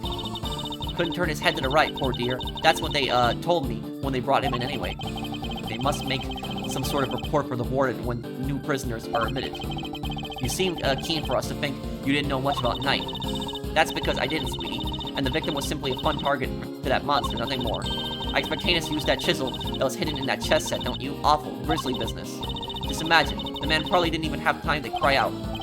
I see. Thank you for your thoughts. They were very helpful. Actually, I'd like to hear about them in a little more detail if you don't mind. Oh, Mr. Edgeworth, you're making me blush. I could chat with you all day. Oh, don't look so nervous, darling. I'm only teasing. Of course we can talk about them some more. I expect Canis used that chisel that was hidden in that chess set, don't you?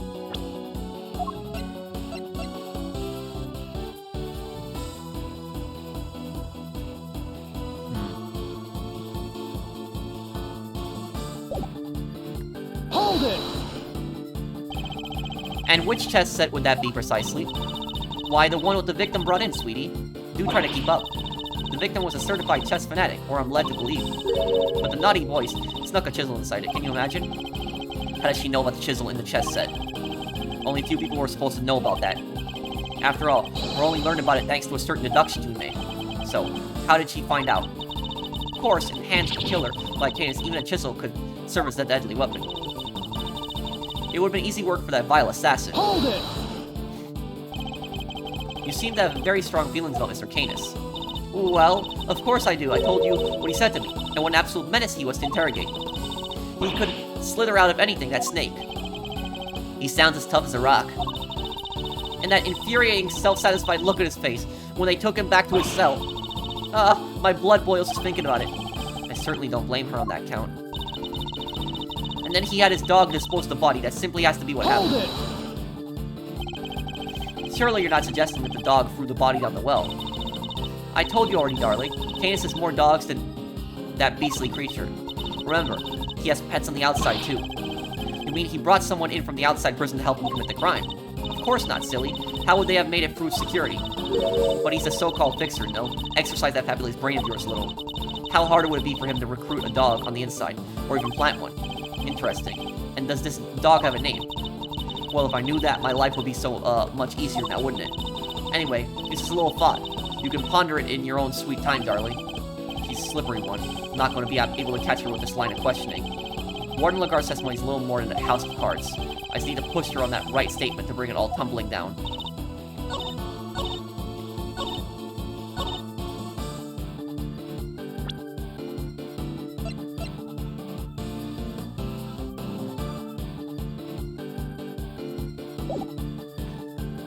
Hold it!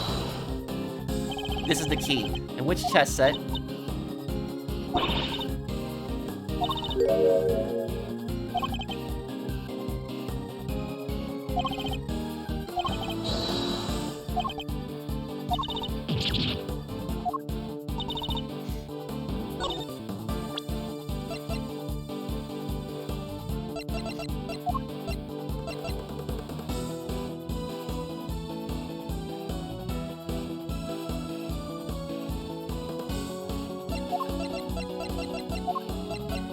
Objection! How would she know about the hidden compartment? Warden Lagarde, you strike me as being more careful than the image you project suggests. Oh, Mr. Edgeworth, please. Call me Fifi, or Sweetie Pie if you prefer. However, I think you may have been a little less careful than you realize in this instance. Teehee, aren't you just the most adorable little creature? Don't be embarrassed, we're all family here. No. Come on, Mr. Edgeworth. Don't let her get inside your head. You said earlier that you didn't know much about Knight. In which case, I find it rather strange that you know about the chisel. Well, of course I do, darling. Do you think we don't check prisoners when they come in? You're not talking your way out of this, Warden. This entirely irrelevant, you know it. Knight didn't bring the chess set into the prison himself. It was brought by Mr. Saint when he came to visit. Knight wouldn't have had it with him when he arrived. What? I mean, of course that when Mr. Saint came in, You checked him. I find that hard to believe, because if you did, that makes your story all the stranger. If you found the chisel, why did you not confiscate it there and then? Eek. Judge Gabelle, did you tell anyone about the hidden compartment in the chess set? I did not. If no one leaked our findings, then how exactly did you learn about the chisel, Warden Lagarde? Because it certainly couldn't have been when you checked Knight or Mr. Saint on their arrival. Indeed, such a thing would imply an intentional oversight if it had been found, yet let through. Precisely. So, Warden Lagarde, and answer, truthfully this time. Where and when did you learn about the chess set? If you won't answer, then allow me. I submit that you... Alright, darling. There's no need to rub it in. You got me, alright? I questioned Knight. That was when I learned about the chess set. Please, you have to believe me. I did not kill him. One moment, Warden. This is a significant development. The court requests that you make a detailed statement on the record. Any objections, Mr. Edgeworth? None, Your Honor. Thank you. Thank you, darlings. I'll clear up this awful misunderstanding, I promise. This is gonna be good. Very well. Go ahead, Warden Lagarde. And please, tell the truth this time. Her lies are starting to wear thin. This is my chance to expose her. My true part 2. I said I questioned Knight, but it wasn't anything serious, you understand? I make a point of talking to every newcomer to our little home. Knight was no different. We just had a little chat, you might call it. And after we talked, I had him taken back to his cell straight away. The more she lies, the more thoroughly she seals her fate. So it was simply a conversation with a new detainee. That seems entirely above board. Exactly, Verity, darling. I knew you'd understand. Well, I don't. What proof do you have to back up your statement? I suppose we shall see, won't we, Mr. Edgeworth? You may begin your cross-examination. My truth, part 2. I said I questioned Knight, but it wasn't anything serious, you understand? Hold it! So am I right in assuming that you talked to Knight, the night before the show? Exactly, darling. It would have been, around 3 AM or on the 27th. Weird time. 3 AM, that falls squarely within the window of time laid out in the autopsy report. That seems rather late for a friendly chat. Wouldn't he have been asleep? Normally, yes, but if you remember, a guard was attacked in his cell. We'd examine the scene of the crime, gather information. These things take time, sweetie. I assure you, he was wide awake. We all were. Regardless, I find it somewhat odd that you would choose to question him at such a late hour. Oh, you're such a tease, aren't you? Anyway, no matter how odd you think it is, item brought to me, that's what happened. Must you really insist on questioning every last thing I say? Sorry, thieves. He's like a dog with a bone sometimes. I'll be sure to scold him once we're done. Though, would you mind giving us a little more info, like where you had him brought to? My office, of course. Where else? Her office, which is where we believe the body was moved from. Would you mind appending what you just said to your testimony? Teehee, anything for you, darling. It was around 3 AM the night before the show. I had them bring him to my office.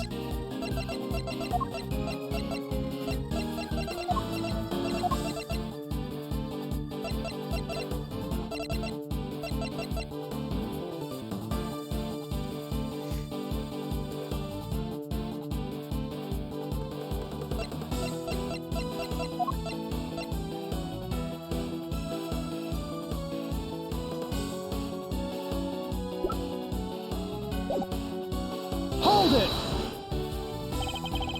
Remind me where your office is. You've seen the sign in the detention center corridor, I imagine. The one that says no entry. That's it, sweetie. My office is up in there, a short walk from the holding cells. I understand that you also have access to the yard. Why, of course. That's where my gorgeous little garden is. Oh, I see where you're going with this. You're saying that that's how I moved the body. You had the means and the opportunity. It's hardly impossible. Hardly impossible proves nothing. You have no evidence for this assertion. There is no other way that the body could have been moved. Surely you haven't forgotten that it was Mr. Saint who dropped Mr. Knight's body on the well. Yeah, what she said. You're miles off, Edgeworth. Probably shouldn't push this any further for now. I make a point of talking to every newcomer to our little home. Hold it! What did you and Knight speak about? Oh, nothing much. Just some small talk, really. I asked him about what animals he liked, what his hobbies were. His hobbies? Then I imagine you talked about chess. Oh yes, I couldn't stop him talking about it, in fact. He even had a piece of paper covered with little notes about it in his cell. At least I think that's what they were about. So she's seen Knight's correspondent chess diagram. Knight was no different. We just had a little chat, you might call it. Hold it! How was he when you spoke with him? Oh, he was so open and honest, darling. What? That guy? Honest? He was talking about one croissant and promoting a prawn. I suppose he must have been hungry. And croissant and promoting a pawn. It seems he spared no one from his obsession with chess. And after we talked, I had him taken back to his cell straight away. Hold it! If he really had gone back to his cell, he would still be alive today. You really think I murdered the poor man right there in my office, don't you? But what would my motive have been, darling? I told you. I barely knew him. I'm no angel. I have my grudges against Canis, but Knight had nothing to do with that animal. She really does hate Canis. Warden Lingard, I must insist that you append that statement to your testimony. I'm no angel. I have my grudges against Canis, but Knight had nothing to do with that animal. No, he did. The correspondence. Knight was playing correspondence against Canis. Objection! And she's already admitted that she's seen the diagram. Judge Cavell, I'd like you to take a look at this. Notes about a game of chess. What is the significance of this, Mr. Edgeworth? It was found in Knight's cell, which is exactly where you saw it to Warden Lagarde. But you didn't just see this game in Knight's cell, did you? You seen it in Mr. Canis' cell, too. What do you mean? Oh, come now. Don't tell me you haven't taken a look at the chessboard at maximum security. I imagine he watches every move like a hawk. Or rather, I imagine you feel that doing so is your only option. If he wants to find out who his cronies are, right? Personally interrogating your own prisoners is highly irregular, to say it the least. Well, as you said, Mr. Canis had threatened you. He put your precious home at risk. That's why you took it upon yourself to question him. You wanted to find out who his dogs were. And so what if I did? You also told us you read his letters, which means you must have known about one key fact.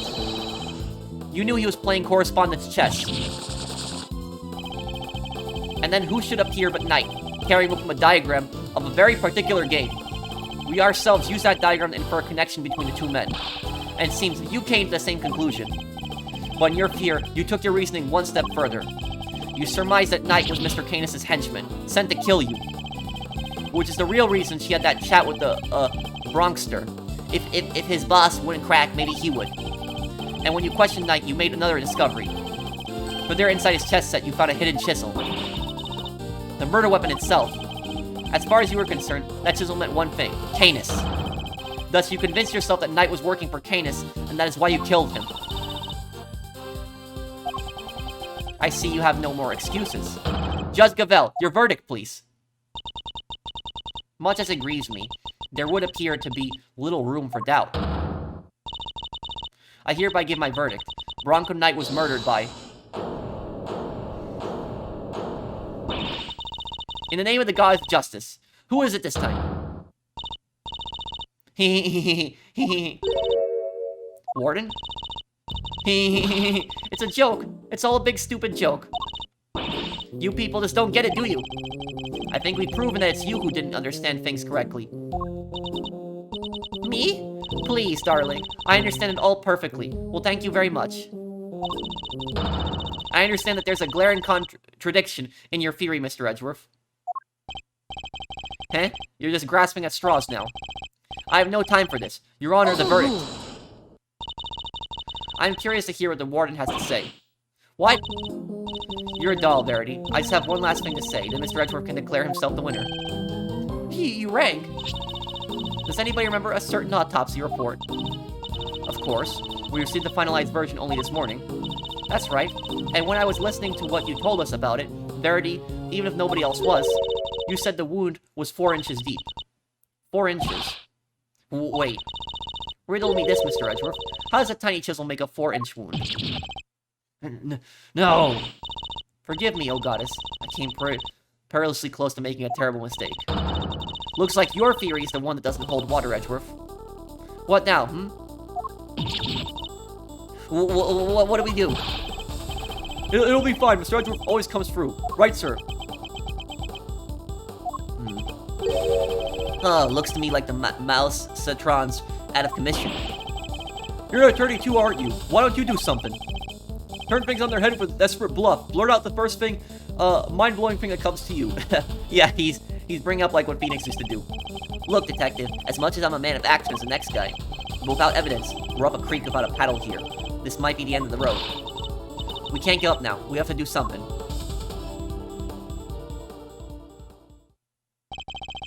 I'm certain that Warden Lagarde is the killer. It's the only explanation that fits the facts of the case. But if the chisel wasn't the murder weapon, what other bladed weapon is there in this facility? No. No. Can it be? Oh my god, I know what the murder weapon is. Oh my god, it was in front of us the whole time. It's the stake. The stake. That thing. You see that thing at the well right there? The thing that's holding the rope together, that sharp thing. That's the murder weapon. That right there. That's the murder weapon. What did she do with the steak? She fed it to the alligator. The alligator ate it. That's why the alligator's in pain. And the metal detector went off. It's right there. The steak. The steak is the murder weapon. It's the steak. It seems we still do not have all the answers. No, we do. It's right in front of us. Nor the evidence to provide these answers. Alas, we must wait until the trial to see this matter resolved, I'm afraid. Objection! Come on, G. You're not giving the killer a chance to destroy the evidence. Are you calling the judicial process into question, Mr. Fender? No, not me. None. I tried, Miles. Any bright ideas? What is the real murder weapon, since it's clearly not the chisel? Confound it. This question throws everything we deduced out the window. It's a stake. It's a stake. It's Simeon threw it back after his trick, and then she fed it to the alligator. Nothing to add, Mr. Edgeworth. Allow me to remind you that claims not supported by sufficient evidence are subject to the harshest penalties.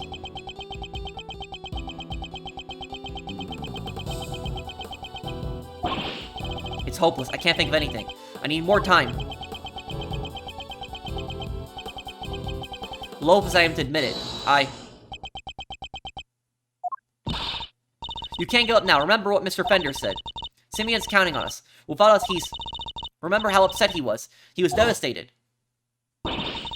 Nobody's in more pain than him over, Nobody's in more pain over him than Mr. Knight's death. There's no way he did it, but if we can't save him, who will? And what's more, he believes in us. He's sitting in that cell waiting for us to bring him some good news. And I, for one, won't walk away until we have some. Okay. Gee, Miles, your little buddy there's quite the motivational speaker. And she's right, too. When you find yourself on the ropes, think of your client. Picture them pleading with you to help them. Doesn't that make you want to fight back as hard as you can until the very end? Think of your old man, good old Gregory. No matter how bad things looked, he'd always find a way to turn it around and save his client. And you're just like him, right? If there's any way to force a turnabout here, you're the one who find it. Simeon's counting on you. Judge Gavelle, you seem to have recovered your composure, Mr. Edgeworth. But if you mean to attempt a defense, I would advise you to consider the ramifications. You have repeatedly proposed misguided theories, and have made numerous false accusations. If you do so again, I will have no choice but to judge you unfit to serve as prosecutor, and relieve you of your badge for good. She's right. I have put forward a number of theories that prove to be flawed in one way or another. Have I made some sort of fundamental oversight? Wait, she said my theories were misguided. Nothing to say, and the court will tolerate no more of your time wasting. I hereby... Sir! Mr. Edgeworth. Give my verdict. That's it! I've been thinking about it the wrong way all this time. My theories weren't misguided. I was being misled. The defendant, Simeon Saint. This is it. She's done. She's done. I think it's a little soon for that, Your Honor. I'd say it's well past due, darling. Wouldn't you agree, Verity? Mr. Edgeworth? You may proceed. What? I'd like to remind you of a few things. The sighting of his dog, Helmet. The fact that he wasn't at the show. These and other factors made Mr. Canis the obvious suspect at first. This again, Mr. Edgeworth. You seem almost proud of your blunder. But what if the real killer wanted us to suspect Mr. Canis? What if it was all carefully managed? And what if the same was true of the chisel, our purported murder weapon? Knight had been stabbed multiple times in the same place with a bladed instrument. What if he was stabbed with the chisel after the real murder weapon had been removed? Just to leave traces of blood on it for us to find. That was how the killer misled us into thinking that the chisel is the murder weapon. But why mislead us in this way? Why indeed? Why make us think this chisel is the murder weapon rather than whatever was really used? In order to get Canis transferred. Warden, you took advantage of what the chisel seemed to suggest. What it suggested? What are you talking about, darling? Hold it! Mr. Winter, if I were to tell you the murder weapon was a chisel, what would you think? Huh? Oh, that Mr. Canis is the killer. And there you have it. That was the trap the warden set for us. Oh, Mr. Canis is a bunch of chisels, so she wanted us to think it was one of his, right? Indeed. That was her plan right from the start. To frame Buddy harm Canis. Your reasoning would appear to be sound. Warden Lagarde certainly seems to harbor a deep and abiding hatred for Mr. Canis. However, I think you know what I'm going to say next. Where is the murder weapon? That alone is not sufficient proof that Warden Lagarde is the killer. I knew that wouldn't be enough. There's only one thing that will prove it. the real murder weapon that we now know must exist. If you cannot prove your theory, then this conversation ends here. Objection! If we could just find the real murder weapon. Objection! How many times do we have to go over this? We searched the prison from top to bottom. Eustace is quite correct. No other possible murder weapon has been found. I'm afraid you're a bit of an impasse. Objection! I can still prove my case yet, Your Honor, because it's still here inside this prison. This would have made sure of that. The security gate. I'm glad you at least remember what it is. And you do remember what it does. Of course I do, I'm not an idiot. I think you are. The security gate detects metal. Which means you cannot bring anything metal into the prison or take it out. Oh. Precisely. If there is another murder weapon, it cannot have been taken off the premises. But nor can it have brought into the prison in the first place. And so we find ourselves right back where we began. Judge Gavelle. What I'm trying to tell you, Mr. Edgeworth, the alligator ate it, is that if you wish me to believe that there is another murder weapon here in this prison, it's the stake. It is the stake. You will also have to explain to me how it got here. Alright, we know that the chisel was smuggled into the prison inside a pocket chest set. But our contention is that the chisel is not the real murder weapon. So if the weapon came from outside the facility, then there must have been a way to bring it in. Yes, the question of the hour is this. Can you show me this alternate route? How did the weapon Warden Lagarde use to get into the prison? You borrowed evidence from the police to help with your investigation, is that correct? Why yes, sweetie. Everything related to Canis is with me now. Heavens knows how many times I've hauled the secretive scoundrel into my office to talk to me. Of course, that's how. The fact that this is here with us shows us how a bladed object could have been brought into the facility as well.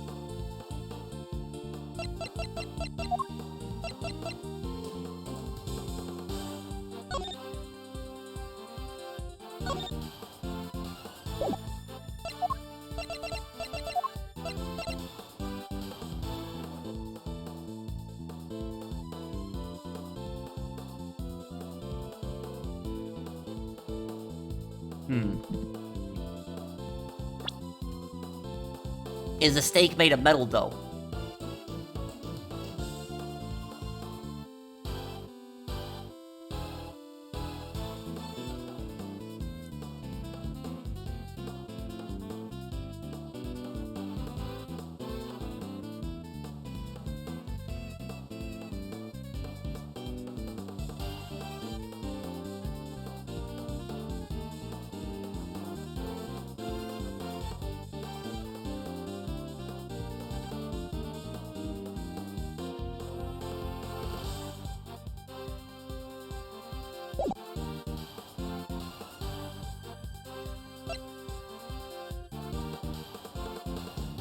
The tunnel. Take that!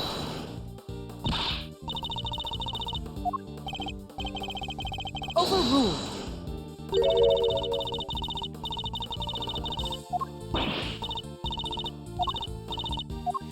It came through the circus, with the circus. So there is no way something made of metal could have gotten in here undetected after all. There is, and it involves things coming into the prison that weren't brought in by a visitor. We have a piece of evidence that shows us how metal objects can be brought in without raising the alarm. But stop steal- cut to the chase already.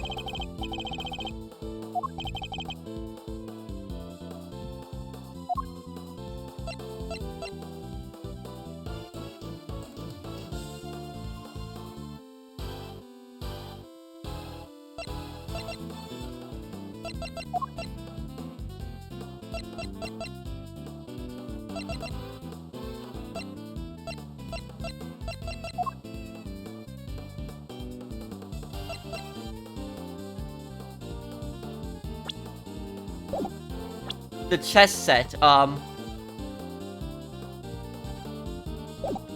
the chess set again? Take that! No, no. Overruled.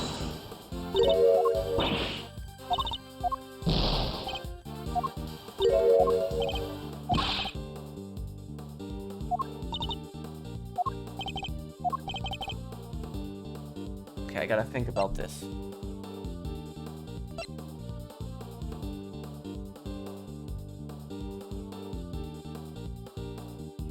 Take that! The bells. Allow me to remind you of our conversation with Mr. Canis yesterday.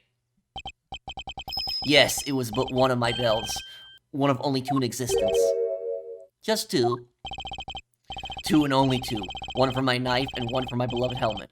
Exquisitely crafted, utterly unique. My ears are my guide after all.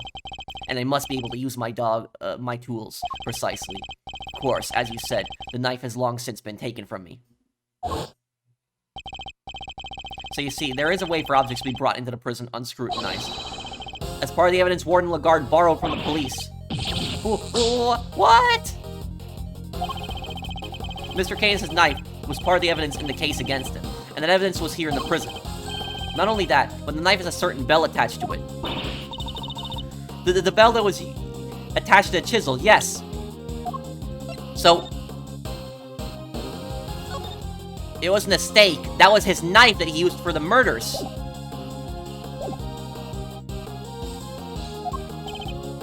Correct. The killer took the bell from the knife and attached it to the chisel. But that can't be right. The chisel only had Mr. Knight's fingerprints on it. Easy enough to explain if the killer wore gloves. He made it look as if the chisel was the murder weapon, and then attached the bell to it. In doing so, she made sure that all the evidence pointed to Mr. Canis. And who had access to the evidence from which the bell was taken? Why, only the person whom it had been entrusted. Who was it, sir? Who has been messing with the evidence? I believe that would be you. Isn't that correct, Warden Lagarde? Bells aren't exactly rare, you know. Anybody could have set that up.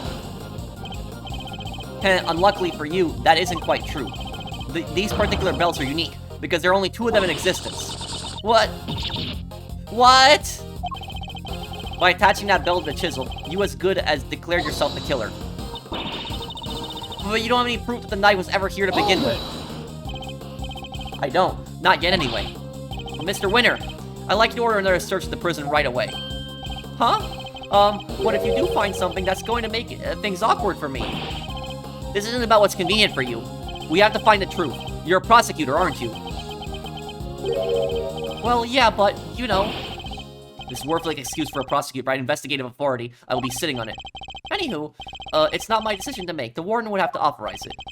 You know full well that she will do no such thing. You have the power to insist on a search. Use it.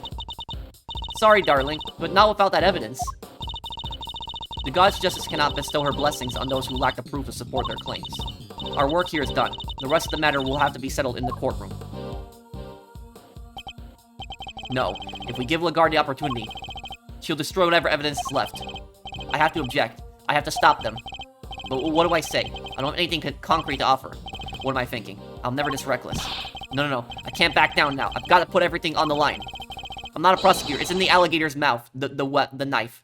Right now, I'm an associate attorney with a client to defend. Only I can save Mr. Saint. And that means... even if my chances are 1,000,000 to 1, it's still worth a shot. It's not now or never. Should I object? Object. I suppose this must be how a certain serial bluffer always feels. He's talked about Phoenix. Regardless, I cannot walk away. Objection! Wait, Your Honor. This had better be good, Mr. Edgeworth. I've got it. Got? What exactly? The real murder weapon, of course. I know where Mr. Canis' knife is. Do you really, Mr. Edgeworth? I do. Not at all. If I did not know better, I would say that you were bluffing. Huh. You wound me, Your Honor. I don't know the meaning of the word. This is terrible for my heart. There's no way you could... It's not here, I tell you. Well, would you be so kind as to enlighten us? Where is the real murder weapon? Think, Miles. Think! Somewhere not even the police would search. A blind spot in the zoo. The alligator. A hiding place that the warden could obviously be sure of. A hiding place. No. If you insist. Come on, Helmet, open up.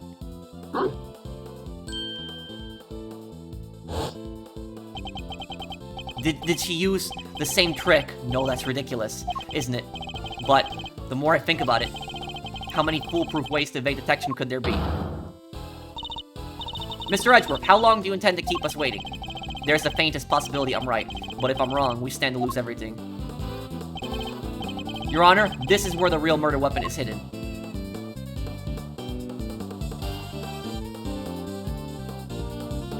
The yard. And it's hidden right where the alligator is. Take that! Here? In the yard? Indeed. I don't believe I understand. Would you care to explain a little more? Where exactly is the real murder weapon hidden? Take that! Of course. That's where it must have been. Huh? What's the matter, Detective? It's a metal detector, sir. It's, reacting to the alligator. What? How? The metal detector was reacting to something inside her after all. Your Honor, I'd like to remind you this piece of evidence. The chisel. Didn't we figure out that it isn't the murder weapon? You might recall that Mr. Canis had this chisel in his dog's mouth. Would you believe the real murder weapon was hidden in much the same way? That's right. The murder weapon is hidden inside the alligator in that pond over there. What? No way! We detected the presence of a metallic object during our earlier investigation. Judge Gavel, we need to know what's inside that alligator. Understood. Then we will need to summon a veterinarian. I'm sure I could get that little sweetie to open up for us. I'd be happy to give it a try. Please, by all means.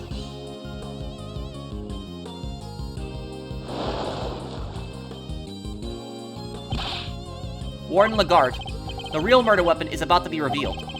Why not do the right thing and confess? I have nothing to confess. As you wish. Then you can simply wait and watch as your lies are exposed. Oh. Sure, we got it. That has to be it. It's over, Fifi Lagarde.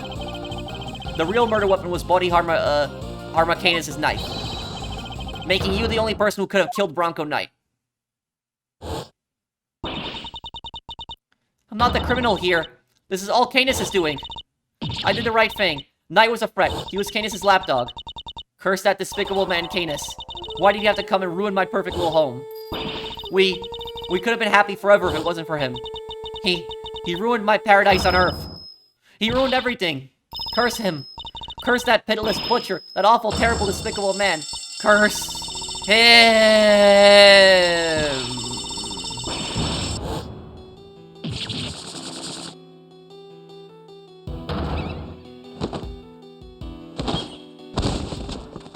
What the?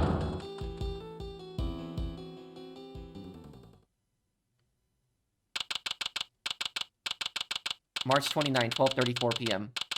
Detention Center. Corridor. Prosecutor Winner, sir. The test results have just come back. The winner? I guess we've all been under a lot of stress. Traces of Bronco Knight's blood were found in Mr. Canis' knife. It's just like you said, sir. Congratulations on a stunning victory. Thank you, officer. Excellent work. You can continue complimenting me if you like. Yes, sir. The winner wins again. I think I'm welling up a little. Rage.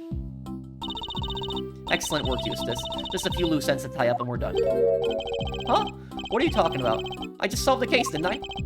We have yet to confirm whether or not Knight really was working for Mr. Canis. It will be vital to know if Warden Lagarde was simply jumping to conclusions on that front. Huh? There's Clueless, and then there's you. Oh, well, then I guess we better get back to our investigation. Alright, officer, you're with me. You're about to see the winner and a whole lot more. Prepare to witness first-rate investigative talent in action. Yes, sir. I'm right with you, sir. Can't wait to watch you at work. It's winning time! What a loser, my god. I expect this case will cause quite a stir. The attempted murder of a president is news enough, and now his would-be assassin has been murdered. But Knight never sought to kill the president in the first place. The truth is not always as important as it might seem, Mr. Edgeworth. In the eyes of both society and the law. How can you even say that? You do not have to believe me. However, as a prosecutor, Mr. Edgeworth is obliged to accept that this is the reality of the world he operates in. Being a prosecutor is about more than proving people guilty. That's what I believe. We are all free to believe as we choose, but the law is not to be toyed with for our own personal goals. If you refuse to accept this, then you must prepare to suffer the consequences. What does that even mean? Wait, you're not gonna take his... I'm afraid I must be going now. Farewell, Mr. Edgeworth.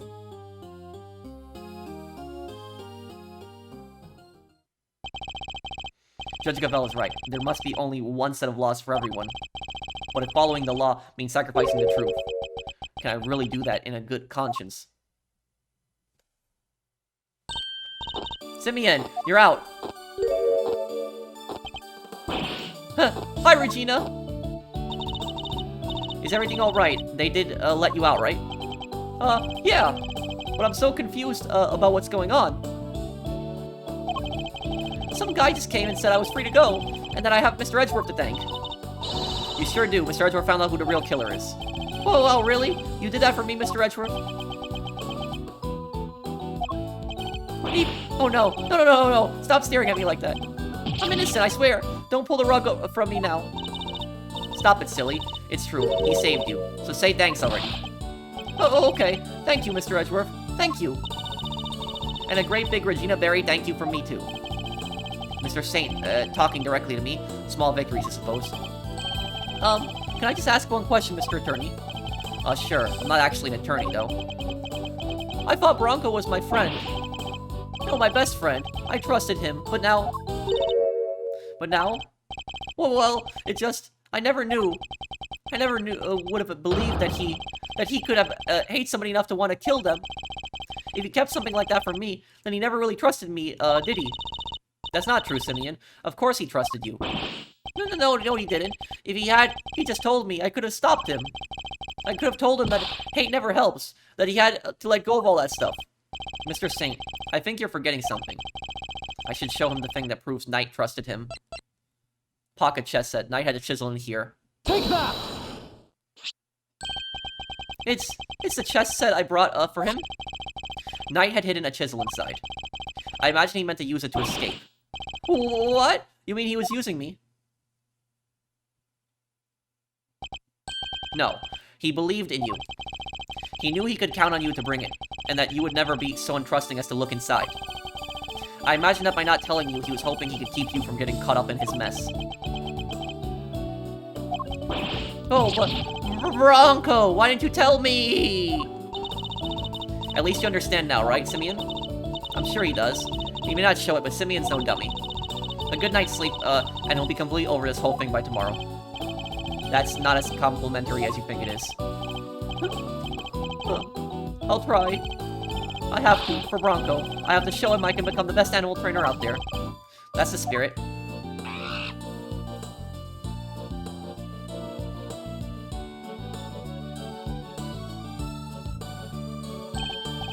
Oh, I almost forgot. We're, doing a new show soon. I'd love if you could come, Mr. Edgeworth. I'll be joining Regina on stage for this one. Yeah, I remember forgetting the guy's name. That was, the guy in the pink hat was the guy who was accused in the original Turnabout Big Top case. That's right, that's a very big circus. It's the biggest, most fabulous event in town. You'll have oodles of fun. Sounds great, doesn't it, Mr. Edgeworth? Come on, we have to go. Well, I'll think about it. Alright, Simeon, we got some training to do. I think it's time for you and Regent got acquainted. What? Regent the tiger? No way, I can't. No.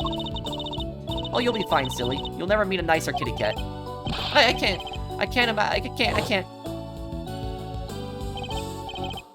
Please, Regina, anything but that, please!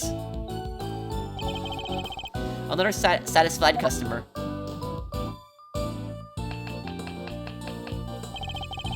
Well, that was really something, Smiles. Talk about pulling it out of the bag. I couldn't have done it without you, Fender. Without your timely intervention, she would have gotten away. Besides, I have you to thank for even being able to investigate the case in the first place. Oh, stop it. Pat me on the back any harder, and you're gonna make me blush. Or topple over. I suppose it wouldn't be asking too much for you to take this seriously.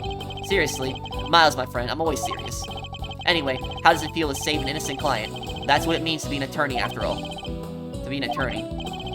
Gotta say, I had a blast. Reminded me of the good old days. Like Gregory was standing right there beside me. It's been like a zillion years since I felt this warm and fuzzy on the job. That's good, bittersweet. I'm not sure.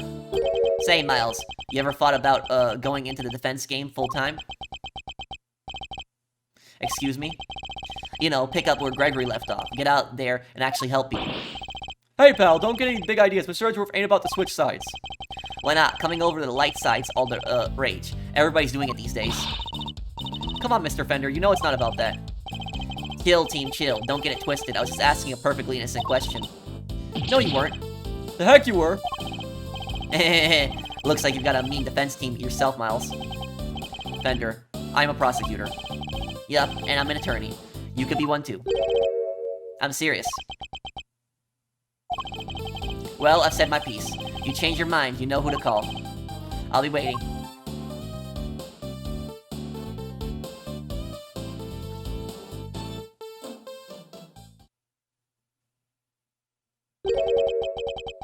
Follow my father's footsteps. Could I really do such a thing? I'm going to become a defense attorney, just like my dad. An attorney, like my father. Me.